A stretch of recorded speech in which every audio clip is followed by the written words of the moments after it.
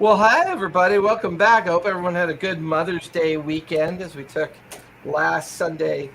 Uh-oh. I think I might have clipped something there. Hold on. Uh-oh.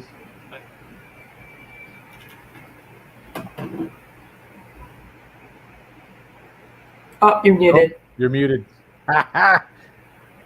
It's funny when your phone comes out and then you have to put it in, it auto-mutes you. That's really weird. Strange. But I hope everyone had a great Mother's Day. I had an excellent Mother's Day. I don't necessarily celebrate Mother's Day from my paternal perspective, but it is all the moms in my orbit that we celebrated their Mother's Day on Sunday, which was mostly swimming, barbecue, and being generally kind of silly and, enjoying the time off. So I hope everyone else was equally as successful with their time off. And per usual, after skipping a Sunday, we'll go back a little bit. Because we are celebrating session 36, if you can believe that. Unfortunately, Winter had to take a shift tonight, so she will not be joining us, but we'll do our best to keep her alive. Safe. Safe and alive, I guess, are two separate hopes, two separate dreams. Because we are inside a volcano. Yeah, we did leave. Well, not a traditional sense of a volcano, but definitely in the volcanic depths or the volcanic fields. She's also in free fall at the moment. So I was gonna say there was once the team had made it to the ridge and kind of listened in on a ceremony of fire giants that transpired down in the volcanic fields and witnessed the evolution or the conjuration of something that was taken away and into the deep depths of the volcanic field itself. The team decided to take their most stable and most reliable individual of the party and turn them into their transportation as they turned Puck into a giant rock. Which afforded you a quicker way across the volcanic fields. Unfortunately, during that journey, there was an area of the veil that a creature began to float out of and pursue the team. And this particular creature, this shale shrike that you guys encountered, decided to make a run for it. Unfortunately, on the back of the shale shrike is Spot.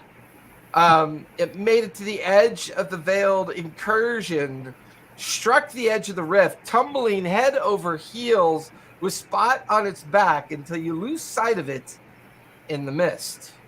Currently, Puck the Rock, Earthen, Xanath, and Winter are on the back of Puck as you watch this happen.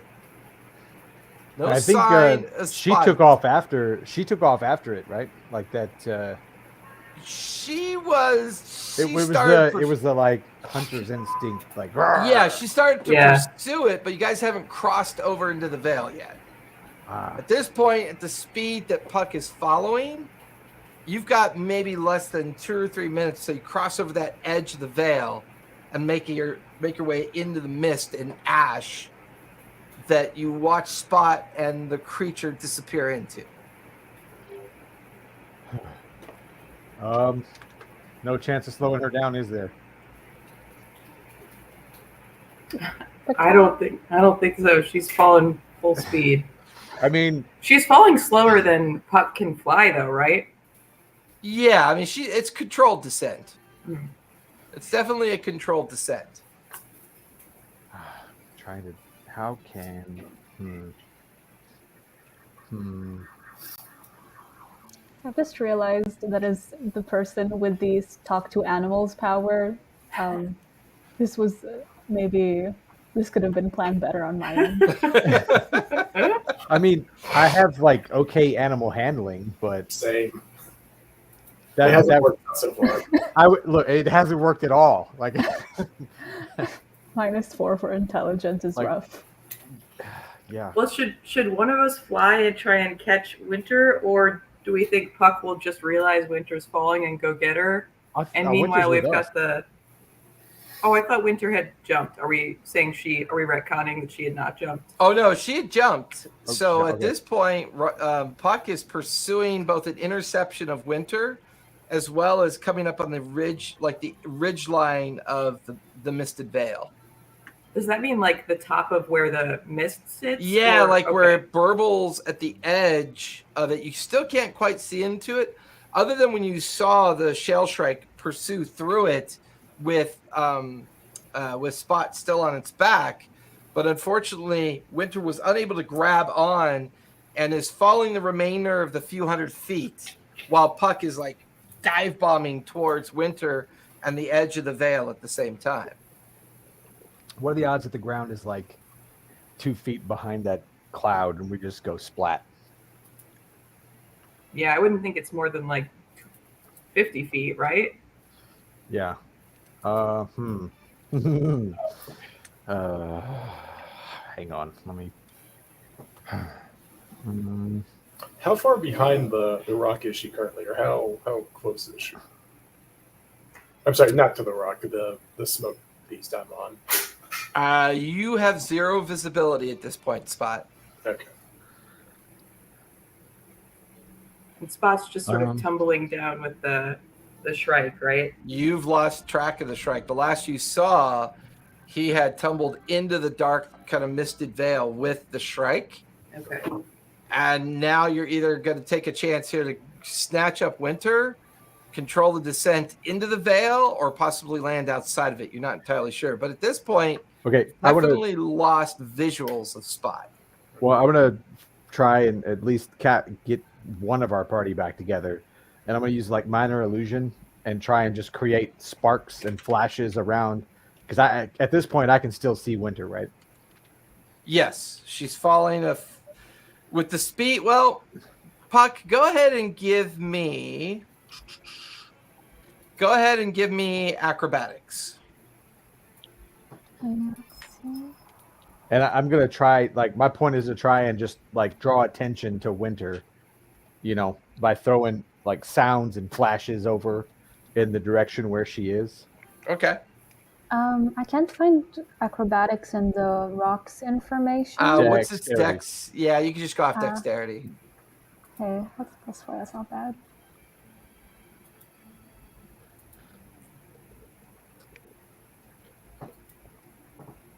Okay, 17. Yeah, you managed to bank in such a way that as you avoid the illusionary lights, that something, like, you're not sure why these featherless creatures on your back continue to ride, but you kind of balance it out with the fact that they haven't hurt you yet. So maybe they're not bad things, whatever they might be. You see one of the featherless creatures falling, so you just assume they're probably not very smart. So it like any baby bird, it just accidentally fell off your back. So you kind of bank down, and with your talons in your wing, you kind of course over to where Winter is, and give her the ability to like latch onto one of your wings, just as you come to the right into the volcanic field itself, kind of landing outside of the jagged edge of the ridge. Oh, but great. Winter's recovered. You guys have landed. There's boiling mist and ash coming up out in front of you by about maybe a couple hundred feet at the edge of this jagged, broken ridge line that you remember watching the Shrike and Spot disappear into. We're on the ground now, though? You are on the ground now. I'm dropping polymorph. Okay. No! Like a really bad Star Trek teleportation device.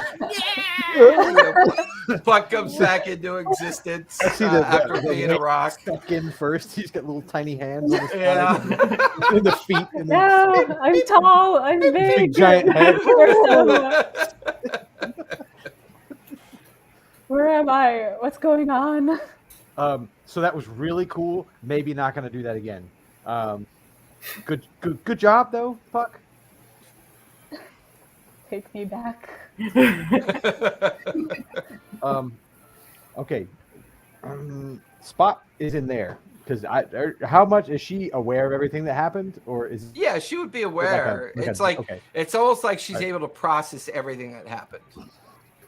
Okay. Yeah, so we need to get in there. To get And get into the Spot. mist? I think That's where Spot needs to come out. Fair, fair. But who can contact him right now? I can contact him if we need to. I'm real low on spells though, so it's going to be like Right. 5th level spell. So no, let's not do that. I'll be fine. I'm the opposite. Like I've burned out all my fancy stuff. All I have is my really simple stuff left. Can we like not simple, but my less complicated stuff. Can we like do some prestidigitation into the mist to be like, this way, this is the direction that we are? I'm gonna see.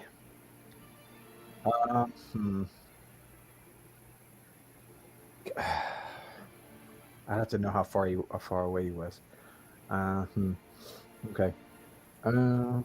Can we hear the Shrike or Spot from where we are? Give me a perception check as you just take a moment to try to listen in. All right.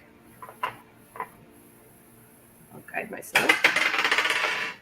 All right. That is going to be a 28. Nice. 28. Other than the sounds of kind of like the volcanic atmosphere around you, the tremors, the ashen clouds kind of ejecting out of the edge of the ridge, looking at it kind of boiling over, it's hard to notice if he's in there directly on the, like, he's a pretty resourceful tabaxi. Mm-hmm. So whether or not he was able to leap off at the last moment or even survive the plunge into it, you're not entirely sure, but you don't hear them specifically. Don't hear them complaining. Yeah, which is odd, which is both disconcerting and reassuring at the same time.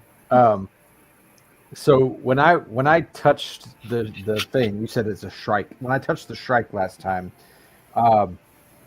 to identify it, I was able to tell that the smoke, that the stuff it was coming out of, was not affected by the wind currents. Like it was a magical effect. It felt like it, yeah. Where I am now, is that what we're seeing, or are we actually seeing the area effect, not the magical effect? You're getting more. This feels more like a physical effect, not the magical effect. Okay. And you said you called it boiling mist, so that like the mist itself is not good to touch. Boiling in the sense that the smoke looks like it's a boiling pattern, but not necessarily an actual boiling kind of manifestation. I was concerned about becoming a hot dog if I went walking into and it's like it burbles like that up to the edge and then doesn't go any further. If one person is going in, I can cast either absorb elements or protect from energy. If somebody needs to enter like a really dense, hot place. I mean, if it's hot, we have the jerky. I didn't eat any jerky. Mix. Trail mix. I'm sorry, trail mix. That would be better. Okay. Are we going in? Do we have a choice? What about lunch? I mean, I realize we just came down from up on high, but is it something he could get like if he could go recon for us real quick and just see if there's anything up there, or not up there, but see if he can see anything down? Yeah, sure. I mean, I'm just before we go charge it. We got to go charge it in anyways, but. Okay. I'm, calling lunch to see what he's up. You flip the coin up in the air. Lunch kind of comes out of their coin form, and he's kind of looking around. I thought we were supposed to be on the other side by now. I thought, why are we in the middle? What are we doing? Just flapping his wings, hovering there. we encountered some trouble, and we would appreciate if you helped us a little bit in finding the big orange one that is not Punch. The yellow big one. Yeah, the one that cooks really good food and does stupid. Yeah, okay. It starts flying up towards the ridge to get up into the thermals and start circling up above. For you, Spot, the ash is choking. You feel yourself push yourself away from the ground that is almost like this weird both black ash powder and like ground down pumice like pebblestone. All around you can hear, but you can't quite see what's producing the heat. Okay. Until suddenly off to your right, there's a geyser, just this lava-like geyser that explodes maybe 100 feet off to your right. As it blows, the vapor and ash around it kind of like get blown away.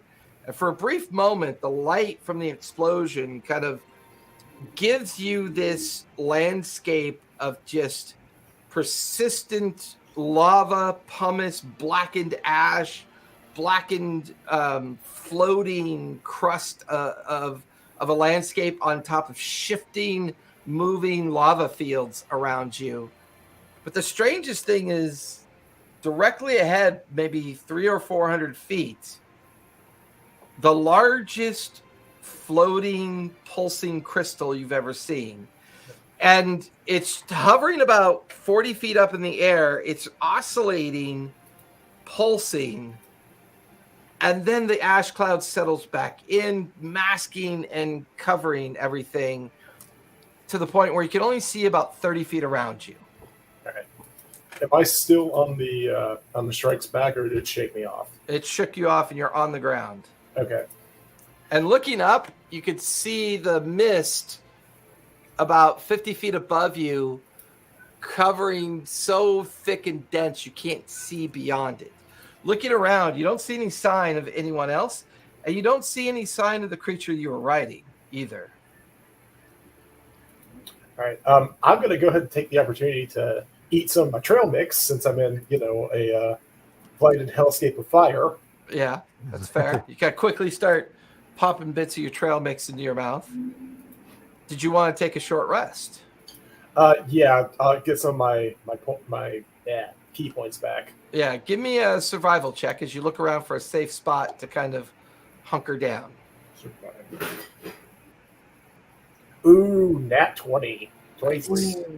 You find a series of collapsed and oversized rocks kind of butted up against each other that create this like little incursion, this bubbled out area for you to kind of hide inside of.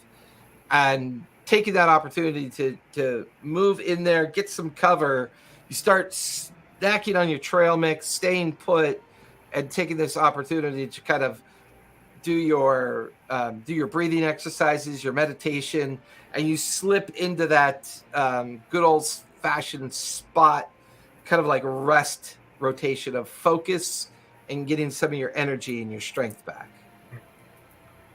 So while you're doing that, the rest of you outside the area of the ridge,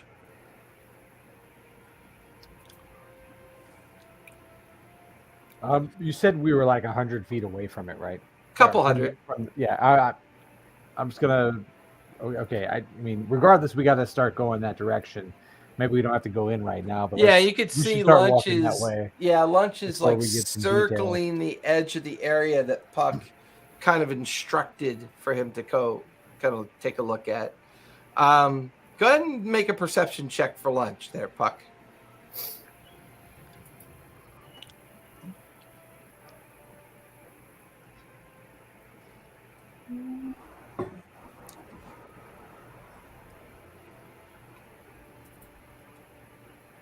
I don't know that. Okay, his passive perception is 11, but I don't know. Do I just roll I think.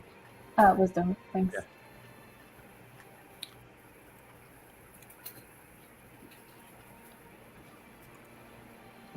It's a 4.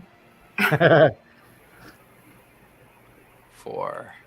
He eventually comes circling down and reports that he can't see anything through the mist. He didn't see any sign of spot on the edge of the ridgeline. No sign of the Shrike either on the edge of the ridgeline. But just can't seem to see through that miasma of ash and cloud. Understandable. Thank you. Do you think we could use him as like a big fan? Why don't you ask him? Well, I mean, I'm not really a fan of anything. I mean, I have my favorites. And I thought you were a fan of gerbils. Eating them, yeah. Yeah. Well, I'm talking more from the perspective of, I know you're built to fly. I get that. But, I don't think you I don't think I'm really big enough to impact the... I mean, we're all looking at the same thing, right? Yeah, I just want to see like what happens if you flap your wings at it. If we get like a shot of, if you really give it a heave ho. I mean, are we gonna get like a How cleared hard out path in front of us another for a tabaxi? second? It wouldn't be that hard. Is there like a tabaxi? There's a whole bunch of them that back you at get the them from? city. I know, yeah. Right? There's a bunch of them back at the city, but this isn't just any tabaxi. This is our tabaxi. It'll Just take like more you're not time to just get those any tabaxi coin. anyway. This one is like within 5 to 10 minutes. Unless, of That we course, know you put of. Punch in some clothes. Lunch looks around. I don't know. This seems really dangerous. And Lunch kind of flies over to you, Puck. Look, I've enjoyed our time together. This has been really great. I think we should just cut our losses here. How about me and you and Punch go do one thing and let these brave fools go? Look. Wait, Puck, Lunch. Do you realize what she just was for like the last hour? No, I was a coin in her pocket. How would I know that? You want to tell him, or you want me to tell him? I think it's better if he doesn't know. I mean, Lunch Okay. Chief goes, yeah, I think it's definitely better that I don't know. all right. Listen, you're being sensible, and I respect that. Unfortunately, this is not a super sensible group. So you can stick as a coin for a while, and I'll call you if something catastrophic happens. Back into being a coin, and you plop it back into your pocket. Don't accidentally drop him in the lava. Say it Well, I louder. hope I he don't think was. he heard you. I think, like, speaking of unsensible things to do, are we giving up? Are we going in there? Are we going to just face the Give music up. of Come whatever on. this is? Am I? And already, Winter's been leading the way towards the edge of the ridge line. And by the time you get close enough to the edge of the ridge, you can see that while the rock kind of juts out, there's easy access points from the gradual crumbling of the edge of the ridge line. And Winter begins to point at like different possible tracks that you could take. It's only about 20 feet up towards the top. It's just the weird way that the ash and smoke kind of burble to the very edge and not really kind of dissipating upward as much as it just doesn't seem to go anywhere once it gets to that edge. I mean, it's a bad idea, but we're going to do it eventually, right? Yeah. I'm gonna walk up to the edge and just kind of like hop in and activate my ring. Oh, God But- damn it. Just to catch. I mean, just to Never mind, like you if, go if I with it. hit the ground. I mean, that way, if it's a long way down, I'm not gonna hit the ground hard.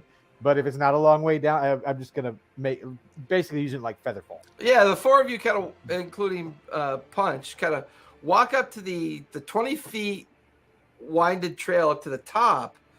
And the smoke is almost like water, the way it kind of laps up against the edge. You guys watch as Earthen puts on his ring, jumps, and then utter silence. You don't see him, hear him, or sense any sign of him. Ooh. Earthen? No response. God damn it. And he doesn't fly back up? Nope. We're just gonna lose everyone in this thing. The girls could just keep moving. No, we're done. And you just hear Yeah. Winter like as she's chewing a big mouthful of trail mix. Yeah, but if we do that, we're never going to get any more food. So, as All they right. say, and she steps off the edge, falls through the mist, and you lose track of her. Okay, I'm taking out rope. Everybody tie themselves to the rope. Not losing another person to this thing. Well, it's just you and Xanath at this point. Right, hey, look, And Punch. is there. And Punch. Punch. All right, we take the rope and we jump in. Okay. Wait. All that flying, and now you're jumping into the unknown. Yeah, so like the two of you are standing there, still no sign of Earthen, Spot, or Winter.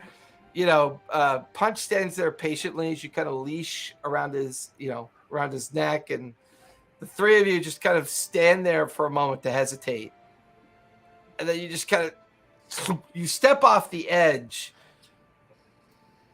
Earthen, you feel yourself pushing up against the gravel ground. You spit out some dust in your mouth. There's a slight bruise on your left knee as you get up off the ground. To your left, in the shadow of some rocks, you could see a familiar tabaxi. They seem to be hunkered over some trail mix and just kind of calming themselves down. Ah, Oh. what? How? I mean, you did see I dove at Winter and I got onto the rock. You saw that, right? Yeah. I mean, but how? Like, You're. What are you doing? I was in one place and then I leapt, like on my little kitty feet, and then I pushed off of Puck while she was a bird, and then I landed on that thing, and then I ended up here. I instantly regret coming in here after you. And as the two of you move closer to each other, I Oh, need you by the way- both to make wisdom saves, please. Oh no. Oh boy.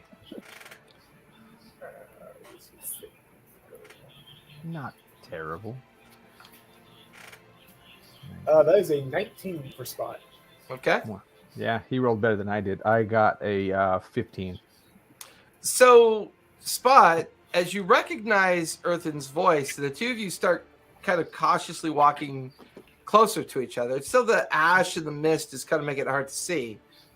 Spot, you see a very elderly Earthen, maybe in his late 90s, walking towards you. Earthen, you see a toddling tabaxi youth Oh. walking towards you. What happened to you?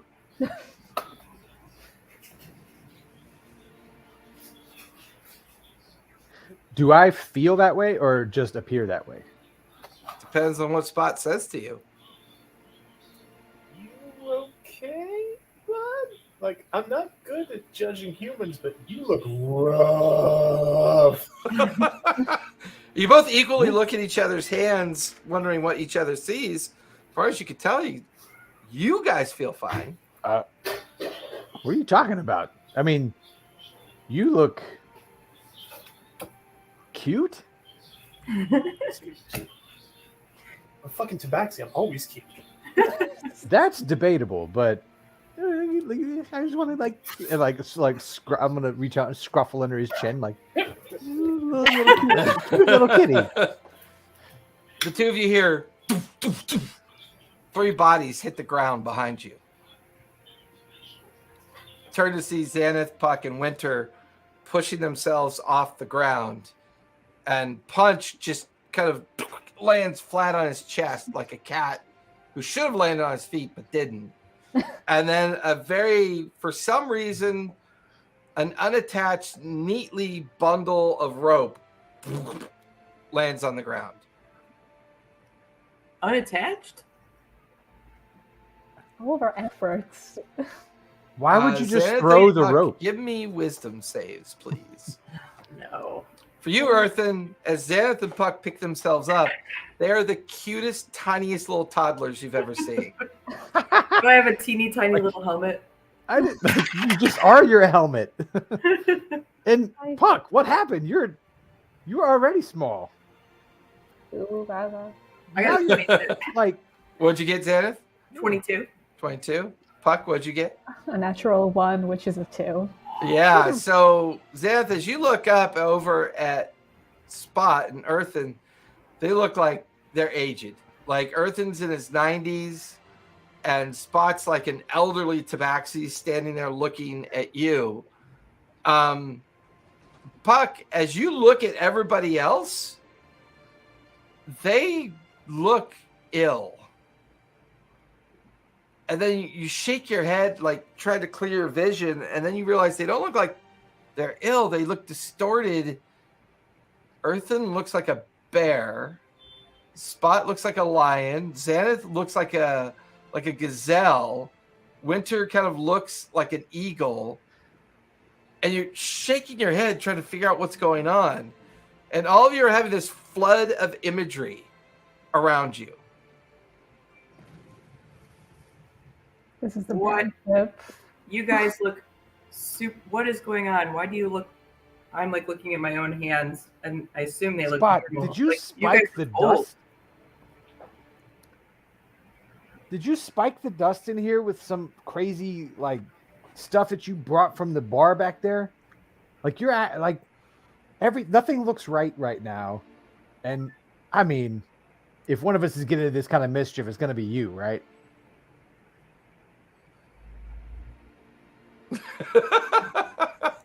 I said mischief. It's a I was little very toddler careful. Spot I doing was that. Like it's Yeah, although need for to Xanath, it's imagine, an elderly. Yeah, he Do I- looks far Spot too doing old that. for mischief.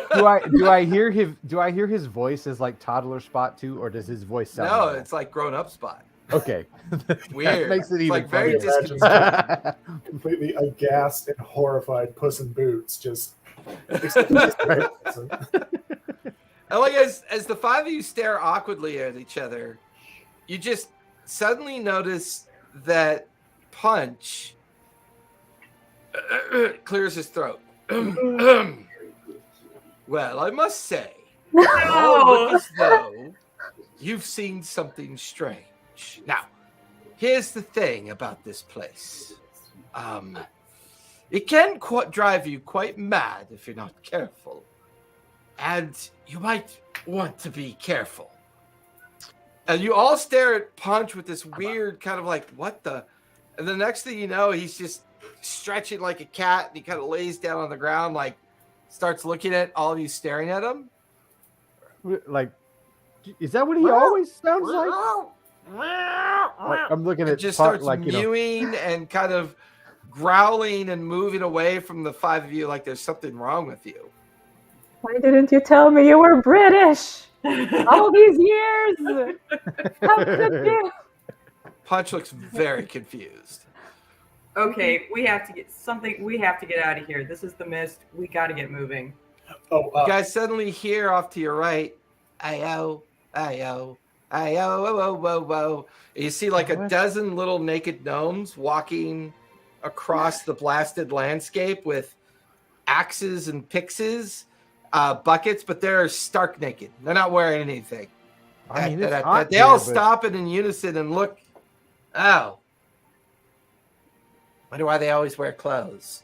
And then they go back to like marching straight ahead. probably a good time to mention there's a really weird, like, floaty crystal there. There's like an explosion of magma off to your right, this geyser. And there's a concussion of the sound wave. It kind of arcs out. And like that, all the ash and cloud dissipate for a moment. And then you can see the same landscape I described for Spot spread out in front of you. And as soon as the geyser falls back down onto the crust of the landscape, all the ash and smoke kind of furl back in. But out there in the middle of it, you saw this huge, massive purple, pink, and blue crystal oscillating in the center of it before the everything kind of like got masked up by the smoke and ash again. Or then I have a stupid idea. It Well, might be that's as stupid probably as my fair. idea. It might be as stupid as my idea. I was going to say, like, you pick me up with your little floaty ring thing, and I'll take one of my quarterstaffs and see if I can create like a propeller effect to like blow the smoke away from us, and then we go steal whatever that is. Oh, it's so pretty. Okay, like the last bit, I agree with. Everything before it, not what I was thinking. So Hey, the stupider my ideas, the better they seem to work. sometimes, I'll give you that. You guys watch out of the edge of some of the boiling cloud and ash. A satyr comes walking out of just nowhere, just kind of steps out of the cloud. His huge conical horns draped with jewelry, a chin-like beard, gray, white, and yellow kind of fur. It's got a message satchel on, and it just kind of, oh, hello. I was on my way to the Shorn, and I seem to have gotten lost. Uh-huh. Would you happen to know which direction I should go? What's a Shorn? The Shorn Valley. Shorn Valley. Yes. Do you have any description of that place? Well, it's usually, I've got to admit, it's usually quite colorful. Oh, you're way far off, Feywild? buddy. Yes, it's in the Feywild, so we must be there, right?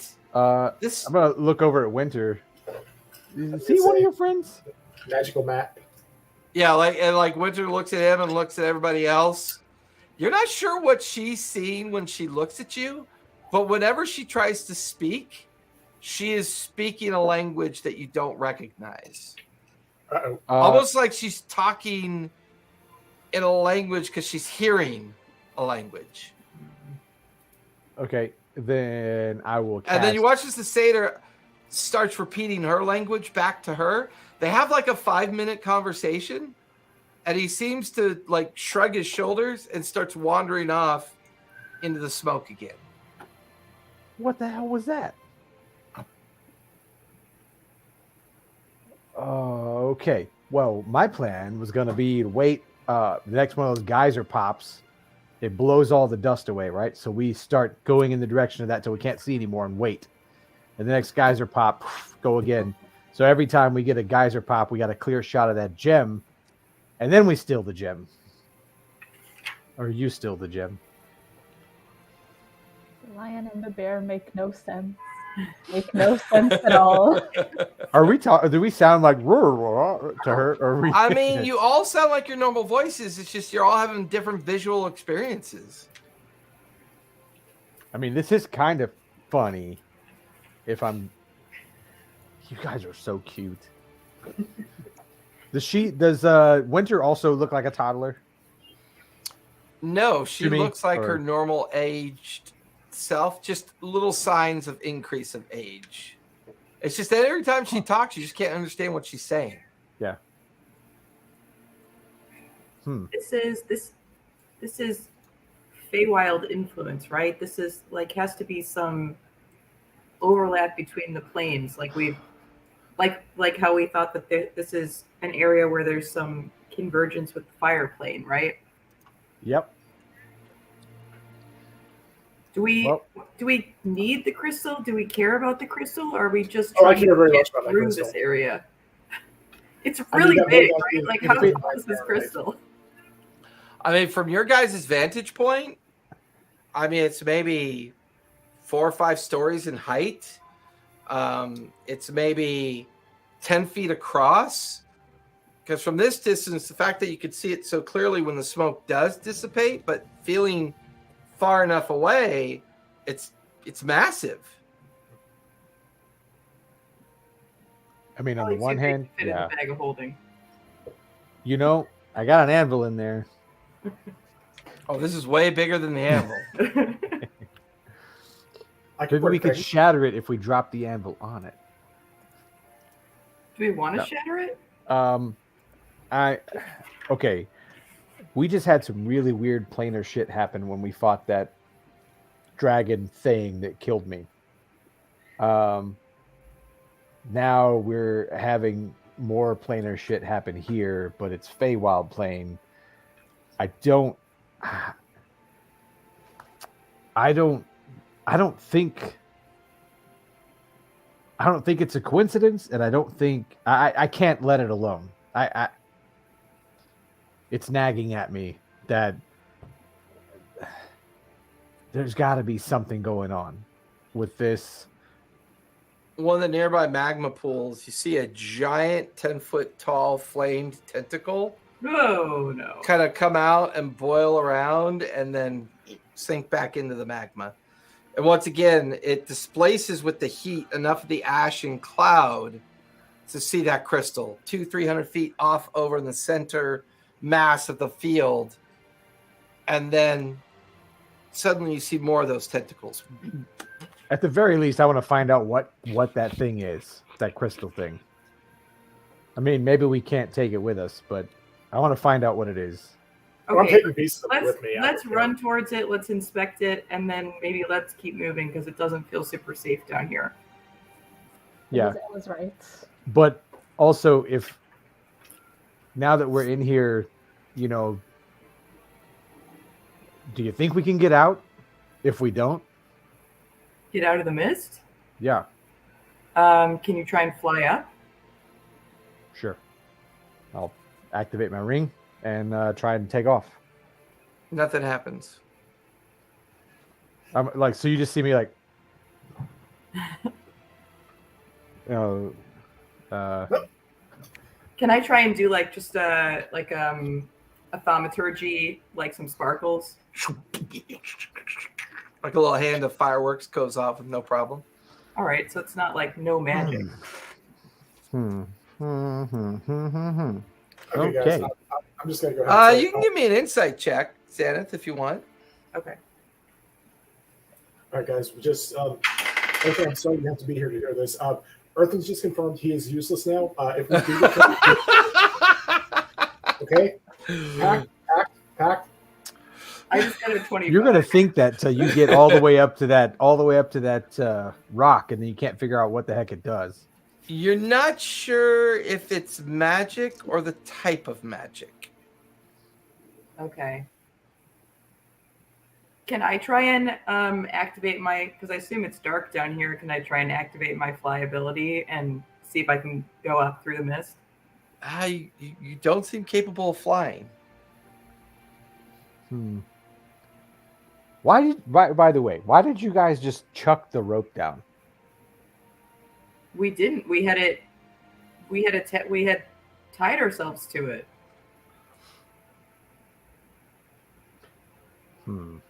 So I think you're right. I think there's something preventing us from getting out. You guys watch as a dozen mouse folk go walking in front of you, and they seem to be exchanging conversation in their own tongue, and then they stop to look over at all of you. They all kind of laugh at each other and keep walking and disappear off into the smoke. Before they like disappear, can I try and holler at one of them? Sure. Just, hey, you guys know Matron? And they all stop for a moment, but one of them says something to the others, and the rest keep going. The other mouse folk kind of turns and starts cautiously walking back towards the five of you, every now and then staring at Spot with a sense of incredulity, just keeping a defensive eye on Spot. And the little mouse folk, sorry, what are you looking for? Matron. He's a mouse folk like you guys. I'm not familiar with the guy. But then again, we're honestly, I'm not really sure where we are this time, but we keep looking, you never know. This time? What do you mean this time? Yeah, about that. You guys look really lost. Yep. And I gotta tell you, you're really cute. You're so little and furry. I think you're you're a tabaxi, but why are you so little? And you're a real old guy. You shouldn't be down here. You don't look like you're gonna make it. We'll see. Anyways, well, the last time we were here, we couldn't find the crossroad we were looking for, so we're trying it again. The crossroad? Yeah. Where were you trying to go? Well, we were trying to get to the elemental plane of Earth. You know anything How- about how- that blue crystal? Oh yeah, yeah. That's the creation heart. Where are you guys? Oh no. Oh no, no, no, no, no, no. He starts looking up. Where is it now? Where have they put it? But what? You know what? Look, I'm sure everything's going to be fine. You guys stay here? Yeah. And he just turns around and starts running after his friends. And then he disappears into the ash and smoke. Can I go after him and see if I can pick him up? Yeah, you go running after him. And as you guys watch Spot go running after him to your left, suddenly Spot reappears to your right. Well, how did you do that? Classified. And then Spot goes, I'm going to try that again. He goes running. It appears off of the ash and cloud to your right and runs kind of slowly by you, looking around. Okay. I think we need to wait till the next. But actually, I don't know. Resting's not really going to do me much good. A little bit, maybe. How do you guys feel? Short rest not going to do much for me. Long rest would be good, but I don't know if we have the time. Right. Spot, you said you took a short rest, right? You now have the effects of a long rest. Ooh, cool. Oh. Nice. Depends on how much he shares about that with you guys. Guys, I was waiting for y'all to, get here. I took a little rest in the crevice there, and I don't know, I feel fucking great. Like, kind of do a not quite misty step, but just kind of like shimmy like a foot over. It's like, oh, cool! I do that again. The only thing is, he's normally crazy and sarcastic, and I can't tell if that's what he's doing right now. He looks terrible to me, so I'm skeptical. Well, he looks like a little tiny kitten, and he's just the cutest little thing. I wish I could see that instead. You guys, I don't know if it's the mist, but I have a strange desire, I guess, to go to the crystal and lick it and see what flavor it is. I think that's just you. I don't know if that's the crystal. No. I think it's the magic. I think it's the mist. Sure. Okay. So I'm gonna go. How about we take a 20 minute Explosion of like another then magma goes- geyser explodes off to your left. Another tendril of a tentacle coming out with it, and then all the ash and smoke take the moment to clear. Do those tendrils and tentacles look like anything like similar to what we saw coming out of that effigy at all? The fire giant's effigy, there was like a tendril arm came out and dropped Oh, that yeah, like the, like, drop- egg thing with the little magma mites coming off A of little bit, yeah. Reminds you of it a little bit. it. And with that, I would say you guys begin to realize these magma geysers occur every like 5 minutes, and they create just enough of a, they cause a thaumaturgy-like explosion where the ash and cloud clear for up to a minute. And then it kind of all fills back in, and then 2 minutes later, another explosion of flame. And then eventually the cloud and ash clear from the explosion before rolling back in. My ring doesn't work. Would my dash boots, or what are they called? Boots of Speed. Yeah, would those work? Can I try those out in here? You bring your heels together. You guys lose sight of Earthen as he seems to have moved twice his speed. And he gets further into the ash cloud, and as the ash cloud collapses around him, he reappears right alongside all of you from behind. Huh. Maybe we all need to move together in order Yeah. to be able to advance. If you're riding on Punch, you're faster, right? Yes. Because I think I think little tiny helmet head over here is our slowest one, right? I've got a walk speed of 30. I'll do my best. Well, I was wondering if because with my boots and Spot's pretty quick, if we like hold on to you, if we couldn't all move slightly faster than just our standard speed, if we're like dragging you behind us. I was gonna say, like, I know you can't fly, but can you potentially? I imagine not. Can she levitate in place? Like, if she's not actually trying to go anywhere? Hold on, I lost my audio. I think she can't. Oh. I think she can't. You can't do that for longer than little bits of time, right? I can do it for 3 minutes at a time. Okay. Yeah, I don't know. We get a whole lot of that. Well, if this is a bad idea, then once again, the mist's fault. But isn't Winter like really strong and fast? Could she like give you a piggyback? So that's kind of what I was trying to do with the two of us. Like if we, and that's what you guys realize.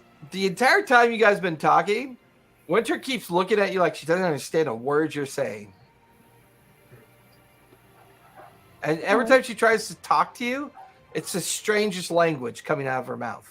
Okay, I'm gonna take my hands and try and cast some illusions, just picture illusions. The first one I'm gonna cast, like a magma geyser. Looks like a little tiny version of a like in my hand kind of thing. Like, she right? like nods. She gets what she thinks you're doing. And then the next one is just the wind moving away, and then a little like tiny figures running. All right. These things are you're still here. Wow, you guys haven't moved at all. And the Stater comes out of another part of the cloud ash. This time he's got 3 bags on. His hair is a little bit longer and braided. He's got some new ornaments on his satyr horns, and this time he's like wearing a leather vest with a like little cummerbund under his chin, and he's also carrying a stack of books in the crook of his arm. And he just seems like shocked that you're still here. What? How? What do you mean still here? We haven't been here that long. Oh. No, well, I've already journeyed, picked up the things I needed to pick up, and was on my way back. And I just would have figured you would have moved on by now. I mean, most don't stay that long. Stay where? This close to the creation hut, of course. It's very dangerous magic if you stay here too long. Dangerous. Oh.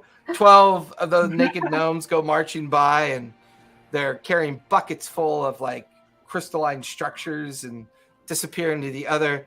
Oh, we can try and stop them? Crystal gnomes, huh? Don't trust those guys. Anyways, you shouldn't linger here much longer. Move along.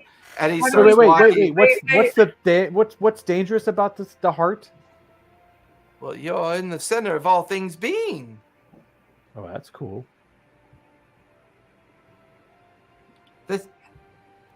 The roadways here go anywhere you want them to go, as long as you have a strong enough mind to understand it. The heart? Well, most of us believe that that's the origin of the power of whoever put it there. We're not sure, but it's. I'm gonna pull out the rebirth stone. Do you know what this is? Oh, where did you? May I look at that for a moment? From where you're standing. I don't know if you're going to come back if I hand this to you if you run off. Oh, it's not in my nature to steal. I mean, I'm totally rolling insight against this. I'm not. Yeah, you can roll insight if you like. There's no way I'm taking him. How many times have we been fooled? Fool me once. Oh, a nat 20? Hey. There's like a bead of sweat on their brow and a twitch, like a tell. Yeah, I'm just gonna put this right back where I got it. Look, so why don't you tell me what it was? That looked like a piece of the creation hut. Really? What does it do? What could it do? Well, I don't really know. No one's ever been successfully able to break off a piece of it yet. Well, how do you think I got one? I don't know, actually. How did you get one? I died. I beat up a dead dragon. It was so cool. I got woken up. We closed the obsidian gate. A flower grew on it with a bunch of vines, and inside this one flower was the stone. Fascinating. Sounds like maybe you should return it and see what happens. Anyways, good day. And he just quickly walks away into the ashen cloud.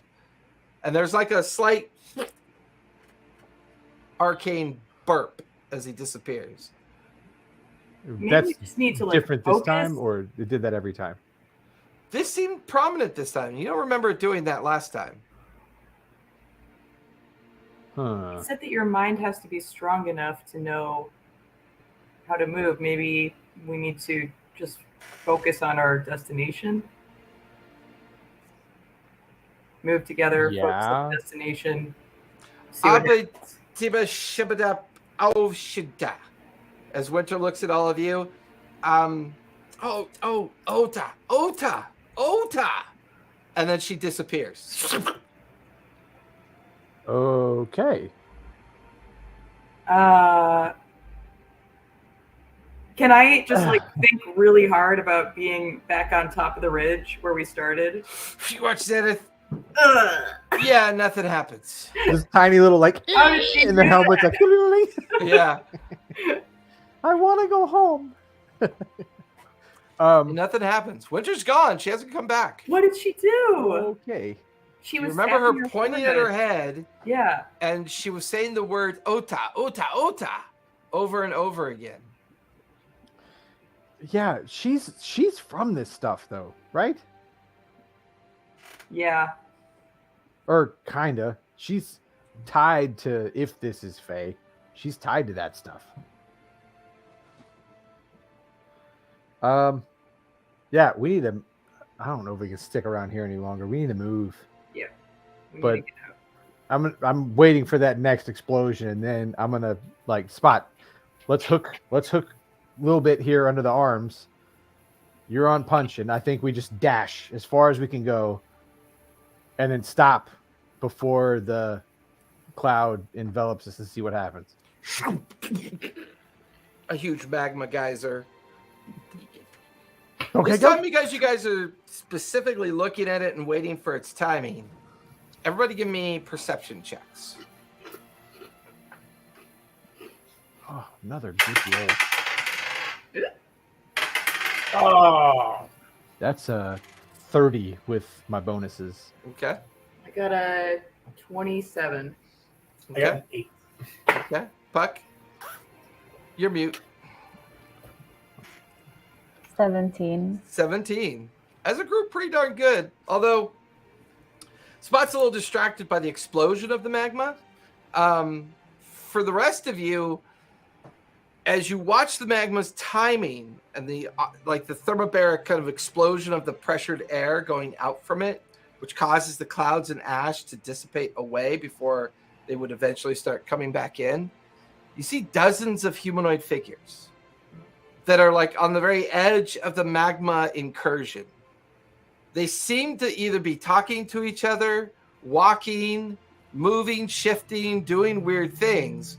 But as soon as the magma displaces and collapses to the ground, you lose sight and track of them as the ash cloud is slowly starting to kind of move back in to where you're standing. And then you guys quickly start running as fast as you can.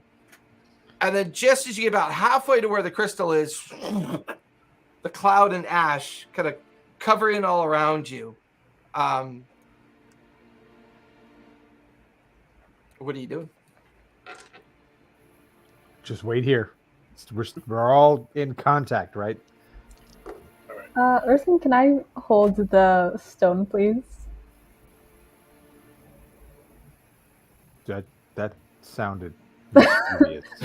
No reason. A very childlike tiny little toddler Puck is asking you, Earthen. What for? Oh, just to see. To see. To see what it tastes like. It's not candy. Come on. Look at it. Like, okay, I will hold the stone and you can lick the stone, okay? Okay. What does Just it don't taste bite like? it. It's a strange rock candy reference. Like you hold it up for Puck and she licks it really quick. It kind of feels like you're licking a 9-volt battery. You know how when you put your tongue on the end of a 9-volt, it gives you that sharp little weird vibration, tang, copper taste, little mineral salt. It's like almost for a moment there you could taste color. And then like Eartha, as you take it away from her, she's just like, Is this like a gnome thing? You guys just taste rocks? Maybe they look like this. another magma explosion further up the way. Okay, let's go. Come on, come on. You guys start dashing, following the footpaths, avoiding the magma, and you step. It just as the cloud and ash come boiling back in. All 5 of you are back together again, and you're within the immediate area of this crystalline structure. And then you see Winter going, "Over here, guys! Over here!" You speak again. What? Well, yeah, I was talking before. I can't help it. You don't understand what I. What is Okay. ota? Oh, you speak Elundril. No, No. that's just what you said. Oh, in my native tongue, that means follow, follow, follow. Will you point? How are we gonna follow you? Yeah, You how did did this. you Follow You your said mind. ota. How do you Follow- follow your mind? Well, oh, you. I've heard of toucans that fly around chasing colors like that, but I don't know anything. She goes, "Well, I never think we'd ever see one, but this is the heart of God." Like a good. Well, it is a crystal. Well, not the. I guess not in the literal sense, but this creation heart is said to be the beginning and ending of all things. Some even say the Fae and some of the other planes of existence were born of a creation heart. Some even say it was the last great gift that the gods gave different planes and worlds of existence. Sometimes referred to as the crossroad plane, interplane travel.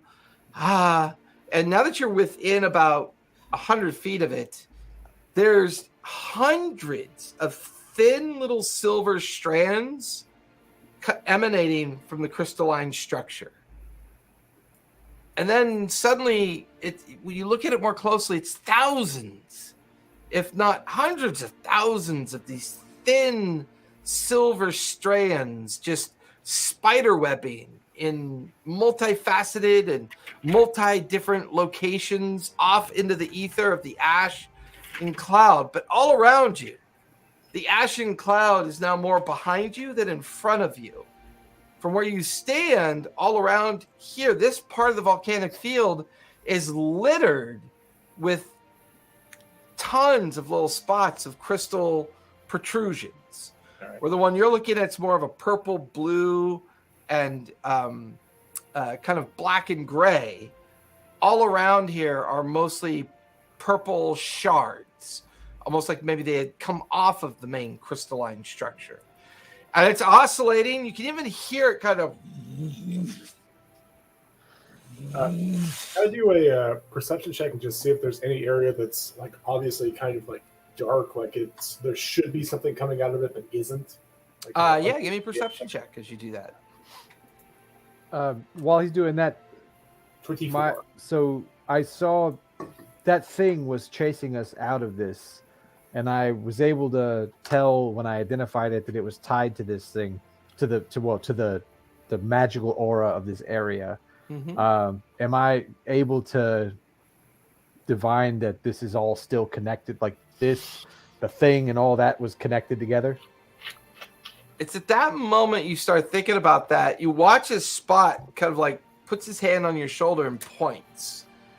And as he points back towards the crystal, interlaced amongst the thin silver threads that are spider webbing everywhere, not as many, in fact, far fewer, you could see dark, black, silken threads of energy coursing. And at the end of each one, the outline of what could be a creature, a person, a thing, you're not really sure. And they seem to pull taut at it, and then you watch as the thread snaps. And then the creature passes through a portal and disappears. All right. How far the crystal thing, is it actually floating in the air, or is it like tethered to the ground somehow? Oh, it's floating in the air. It's about 20 feet up in the air. All right. It's 15 feet across. It's maybe 30 feet tall, and it's making this strange oscillating noise as it just sits there circling. All right. Just I'd like to turn to Earth and just be kind of like, I want to put that back. You saw that absence, right? That abscess in there, where light was kind of raw. Yeah, the little dark line. All right. I think I can get up there. Let me have that. We gotta see if I can try to patch it. See if your ring works in this vicinity here. Try it again. Like We saw a vision though, right, of the crystal and the dragon thing. dragon. I'm just wondering if we put it back here, we might not be able to do that later. Yeah. Can I just take the stone out first and see if it's reacting to anything? As soon as you pull the stone out, it is reflective, pulsing, giving off an effervescent light that it didn't give off before. And you immediately watch as a partial silver strand comes out of it, but connects to nothing. It's just floating like a thin web or thread on the air around the crystal rock that you're currently holding. We got to figure out what these threads do. You saw that, right? We got to figure out what these threads do. Also, you guys will notice that your sense of each other normalizes. Old Earthen is gone. Aw. Young Spot is gone. Old Spot, like all the variations of your interpretation, gone. And your normal selves feel more focused in on your mind at this point. You guys all look normal again. That's not fun. What do you You mean? were so That's cute. not You were like little tiny guys. You were the cutest. You had this great big helmet on. You're a little tiny like toddler. Terrible. Just And terrible. he was the cute, like, you think, I mean, look at him now. He was the cutest little like kitten thing. You were a lion. pretty I'm cool. telling the truth though.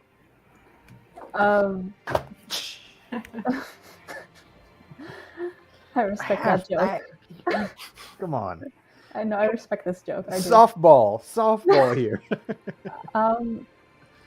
I feel like we should maybe get back on track a little bit, just because I am very afraid that we are going to lose our mind here or just get really lost and end up someplace worse. Yeah.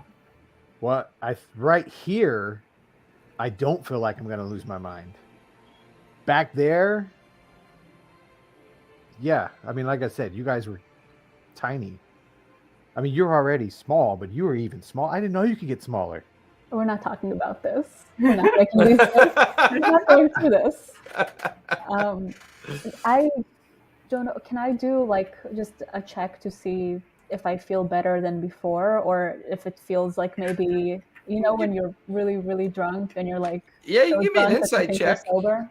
Yeah, I'll give give me you an guys- insight check. Uh, I kind of want to fly up and see if I can identify the stone. They've told me what it is, but I want to like fly up and like try and see if You still by can't fly. identifying still crap. 18. 18. You feel okay. You know that your mind was probably playing tricks on you. Maybe that's part of the defense of this place.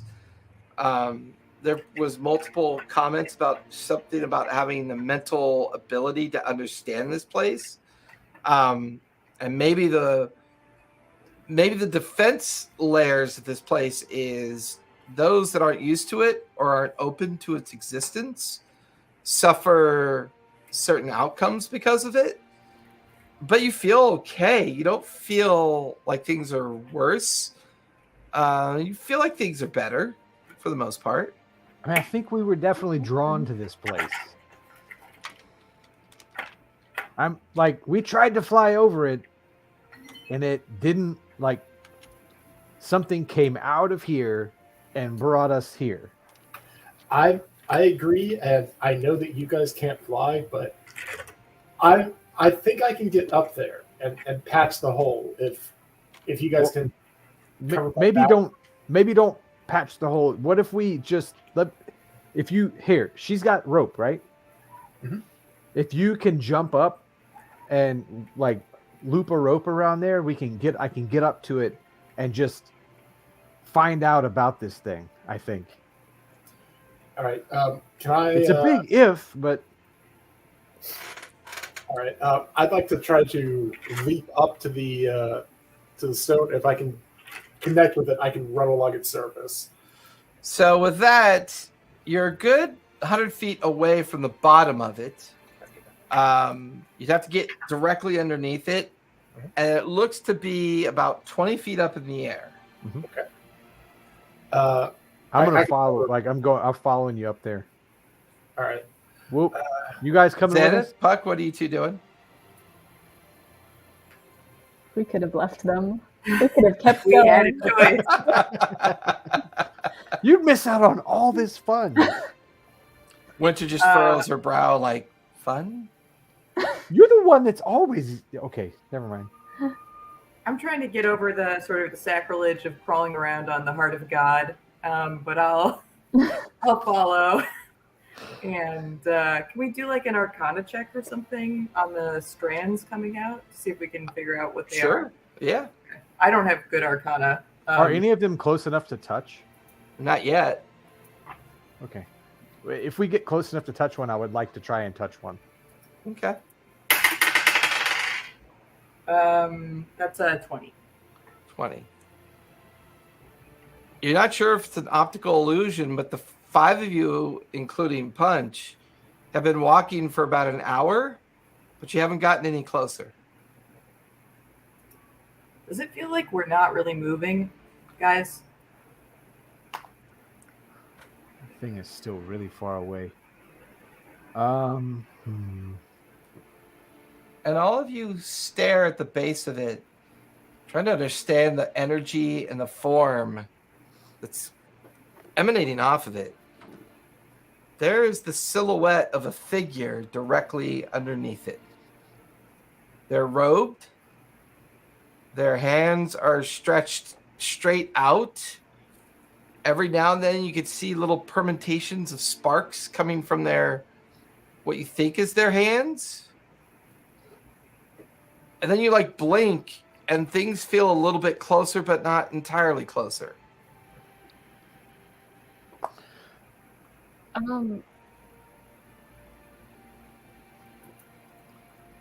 Winter, you have pretty good Arcana. Do you think you can try to? I wish Winter was here.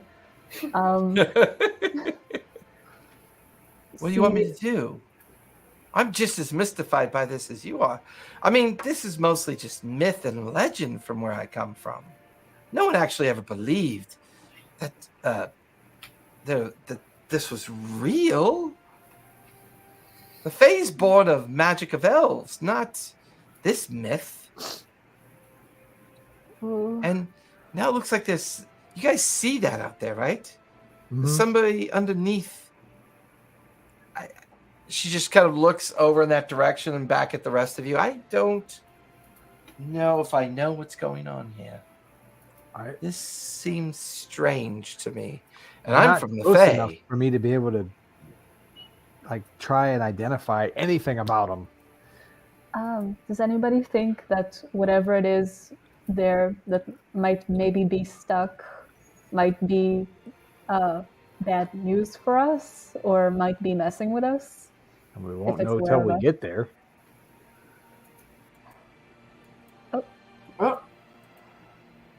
Oh no. Xaneth, there is a familiar feeling. You felt this before. You're not sure what it is, but you just hear this voice in your head.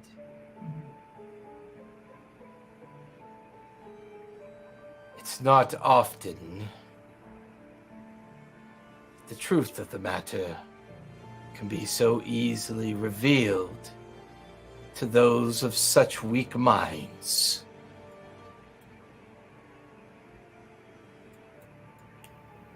Zenith, the daughter of Helm, step forward.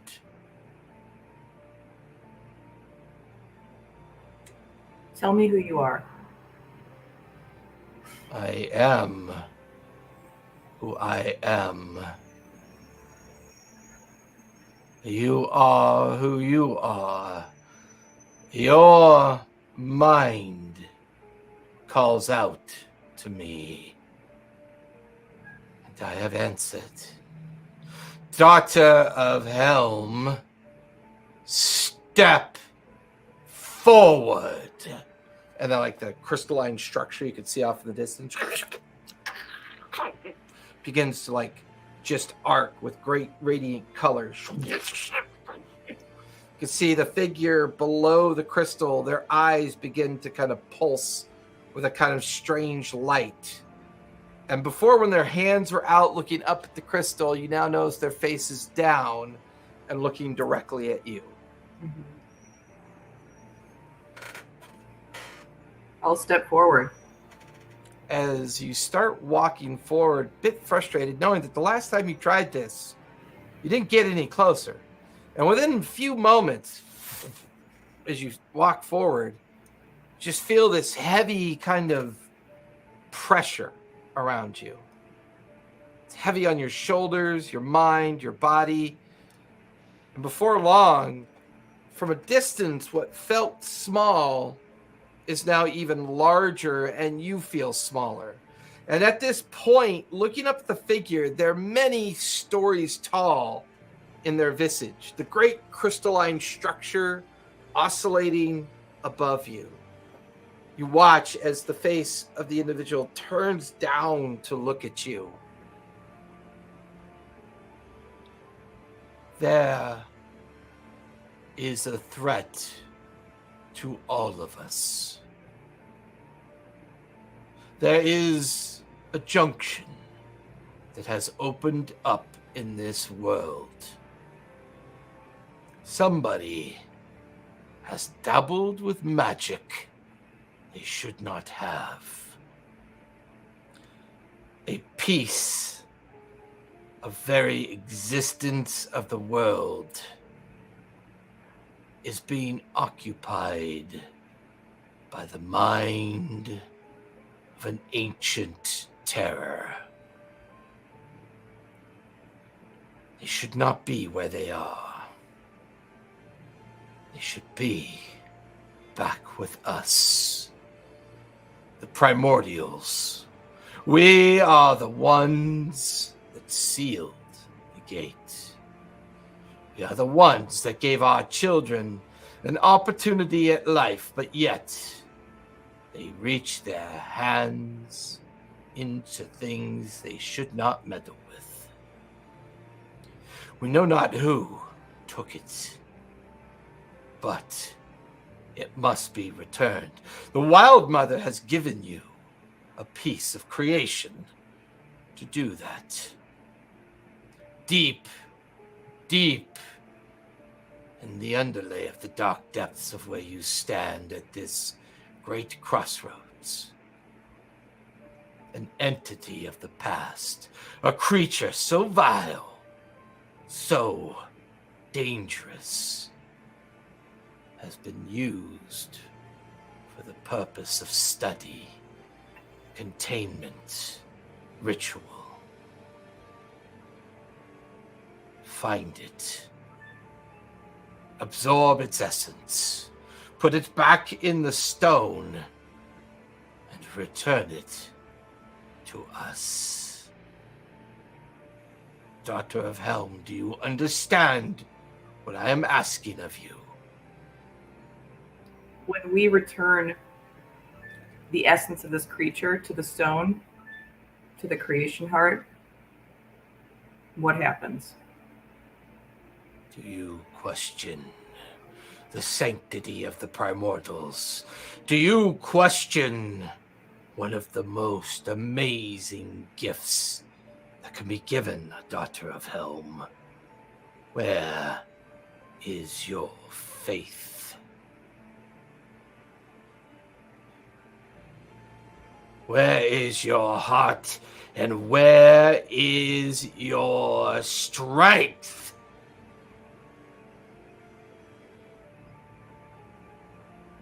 I don't serve the primordials. If you want us to act for you, you tell us why we act. This is not for you to ask. Faith will give you the deepest strength you could ever know. Perhaps we misjudged.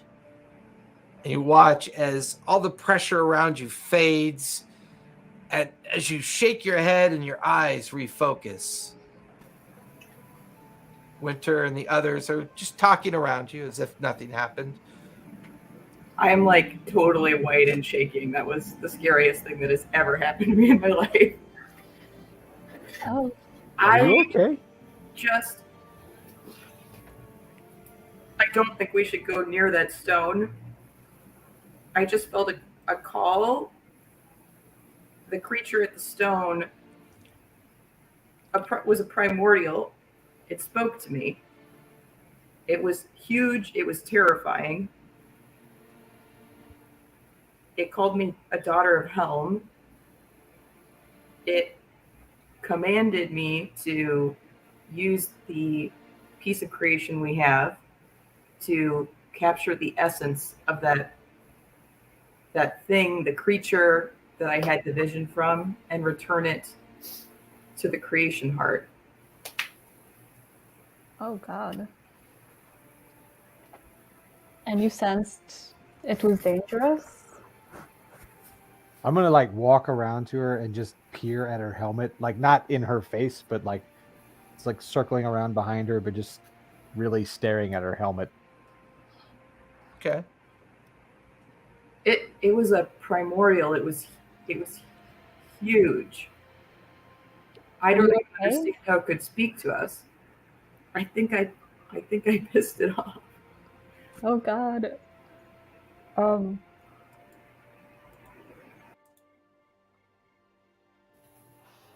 Spot, as their conversation drones on, you become more fixated. You picked up a portion of Xanath's concern about it, but almost immediately you lose focus. All around you, the landscape changes.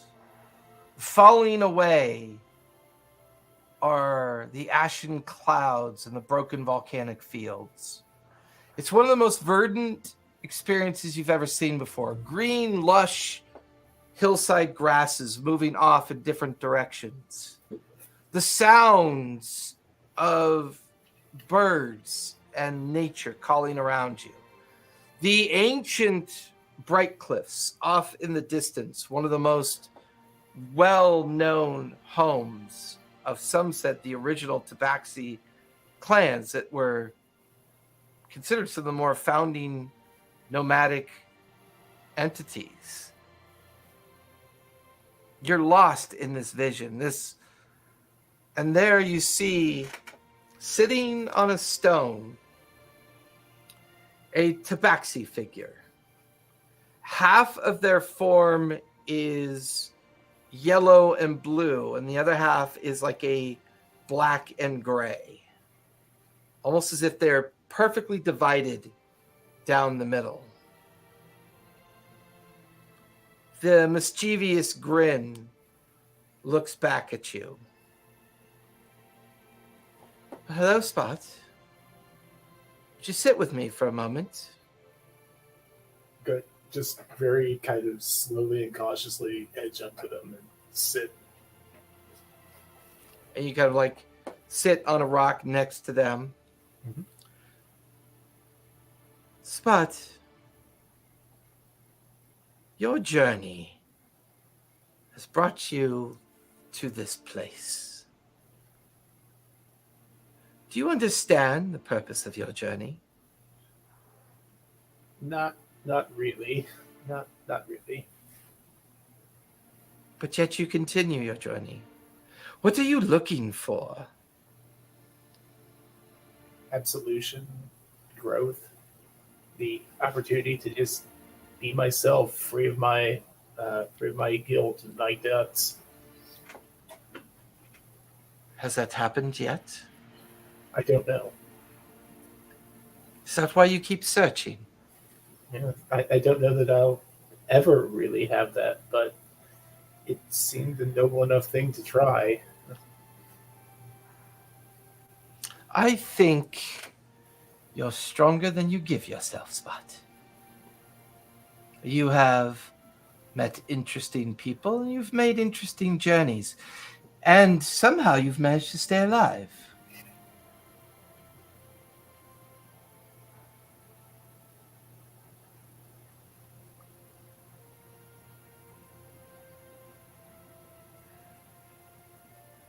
She just they tilt their head at you. Your humble silence is louder than your words. I don't know that I have anything that I could really give. I can only assume. Am I in the presence of the Cat Lord? I've been called many things. Cat Lord, Cat Lordess, the Huntress, the Hunter, the Arching Fang, the beginning of the end, and the end of the beginning.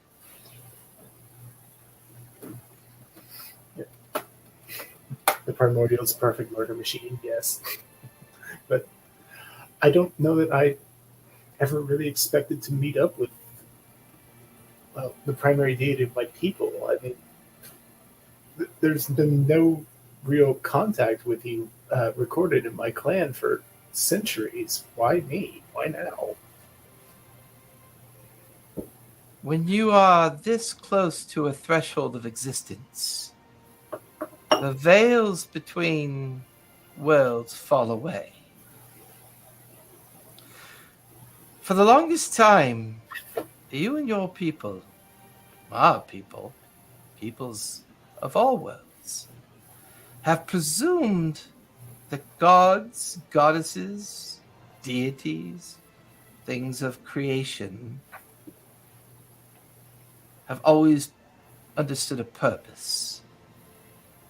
Would it shock you to know, Spot, that our purpose isn't all that different from your own? Our journey is just simply more interesting than yours, if not somewhat more boring than yours as well. Just kind of like crestfallen that my cat god's just like telling me that being a cat god is boring. Like, oh, that's a shame. Anything I can do to help with that, to help spice it up? That sounds like a miserable existence. There is actually something you could do for me, Spot. There is a friend of ours that has gotten away from us. They are being used for maligned purpose, and we would like them back. Who is this? What individual is this? You will find them in the service, if not in the servitude of those that you seek out.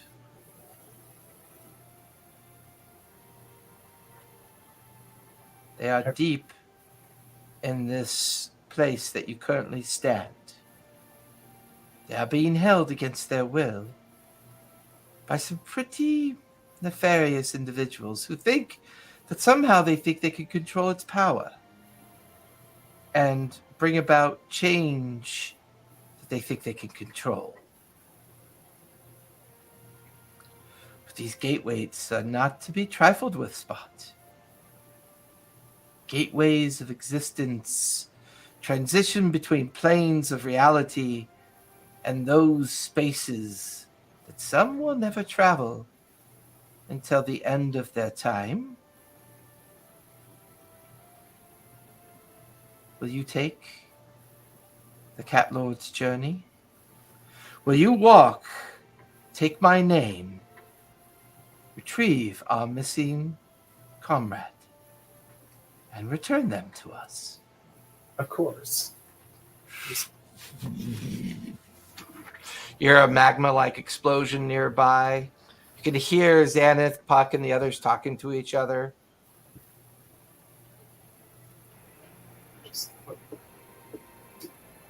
Did anyone else see that? Anyone else? Huh? What? happened? What happened? I had a vision of the Cat Lord who told me that there's a being held against their will in the by whatever is causing this, and that I need to return them to the Cat Lord's service to help get us out of here. That was one of the most transformative experiences I've ever had. I just kind of like slumped down, like just overwhelmed by what just happened. I think he's telling the truth. We're in so far over our heads. Just shoot daggers at Earth. I'm like, on many things, I'm not a liar, Earth. I wouldn't say you're a liar, but you. Oh, I think he's telling the truth. Fuck. Your sarcasm is not often read as sarcasm. Let's put it that way. The cat-like sarcasm abilities of my people. So you just turned white as a ghost. You're suddenly down to earth. What the hell, guys? I thought when I was speaking to the primordial that he wanted the creature returned to the primordials. The cat god wants the creature returned to the cat god. Primordials are different than gods, right? Yeah. I mean, you can give me a religion check, see if it stirs any knowledge or memories of your upbringing. All right. You guys and your gods. Let's see. I'm going to add guidance to that. So that is a 26.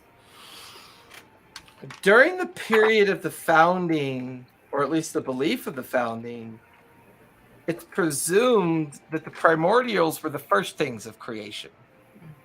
And from the primordials came the betrayer gods and the greater deities that eventually brought a sense of peace to the balance of the world. But the betrayer gods came into existence because they didn't believe in the path that the primordials set out. So to protect the primordials, they then created the prime deities. The prime deities and the betrayer gods did battle and did war with each other for millennia until the period of Arcanum, after the founding. But the idea of the primordials is very contextual. Some believe it's the emptiness of myth because no one could quite explain where gods come from. So some believe that the primordial myth was invented to be able to explain where gods came from. Some believe that those of faith to deflect the question of existence and creation, came up with the myth of the primordials, the belief that the heart of all the gods that have ever existed spawned from the theory of the creative primordial.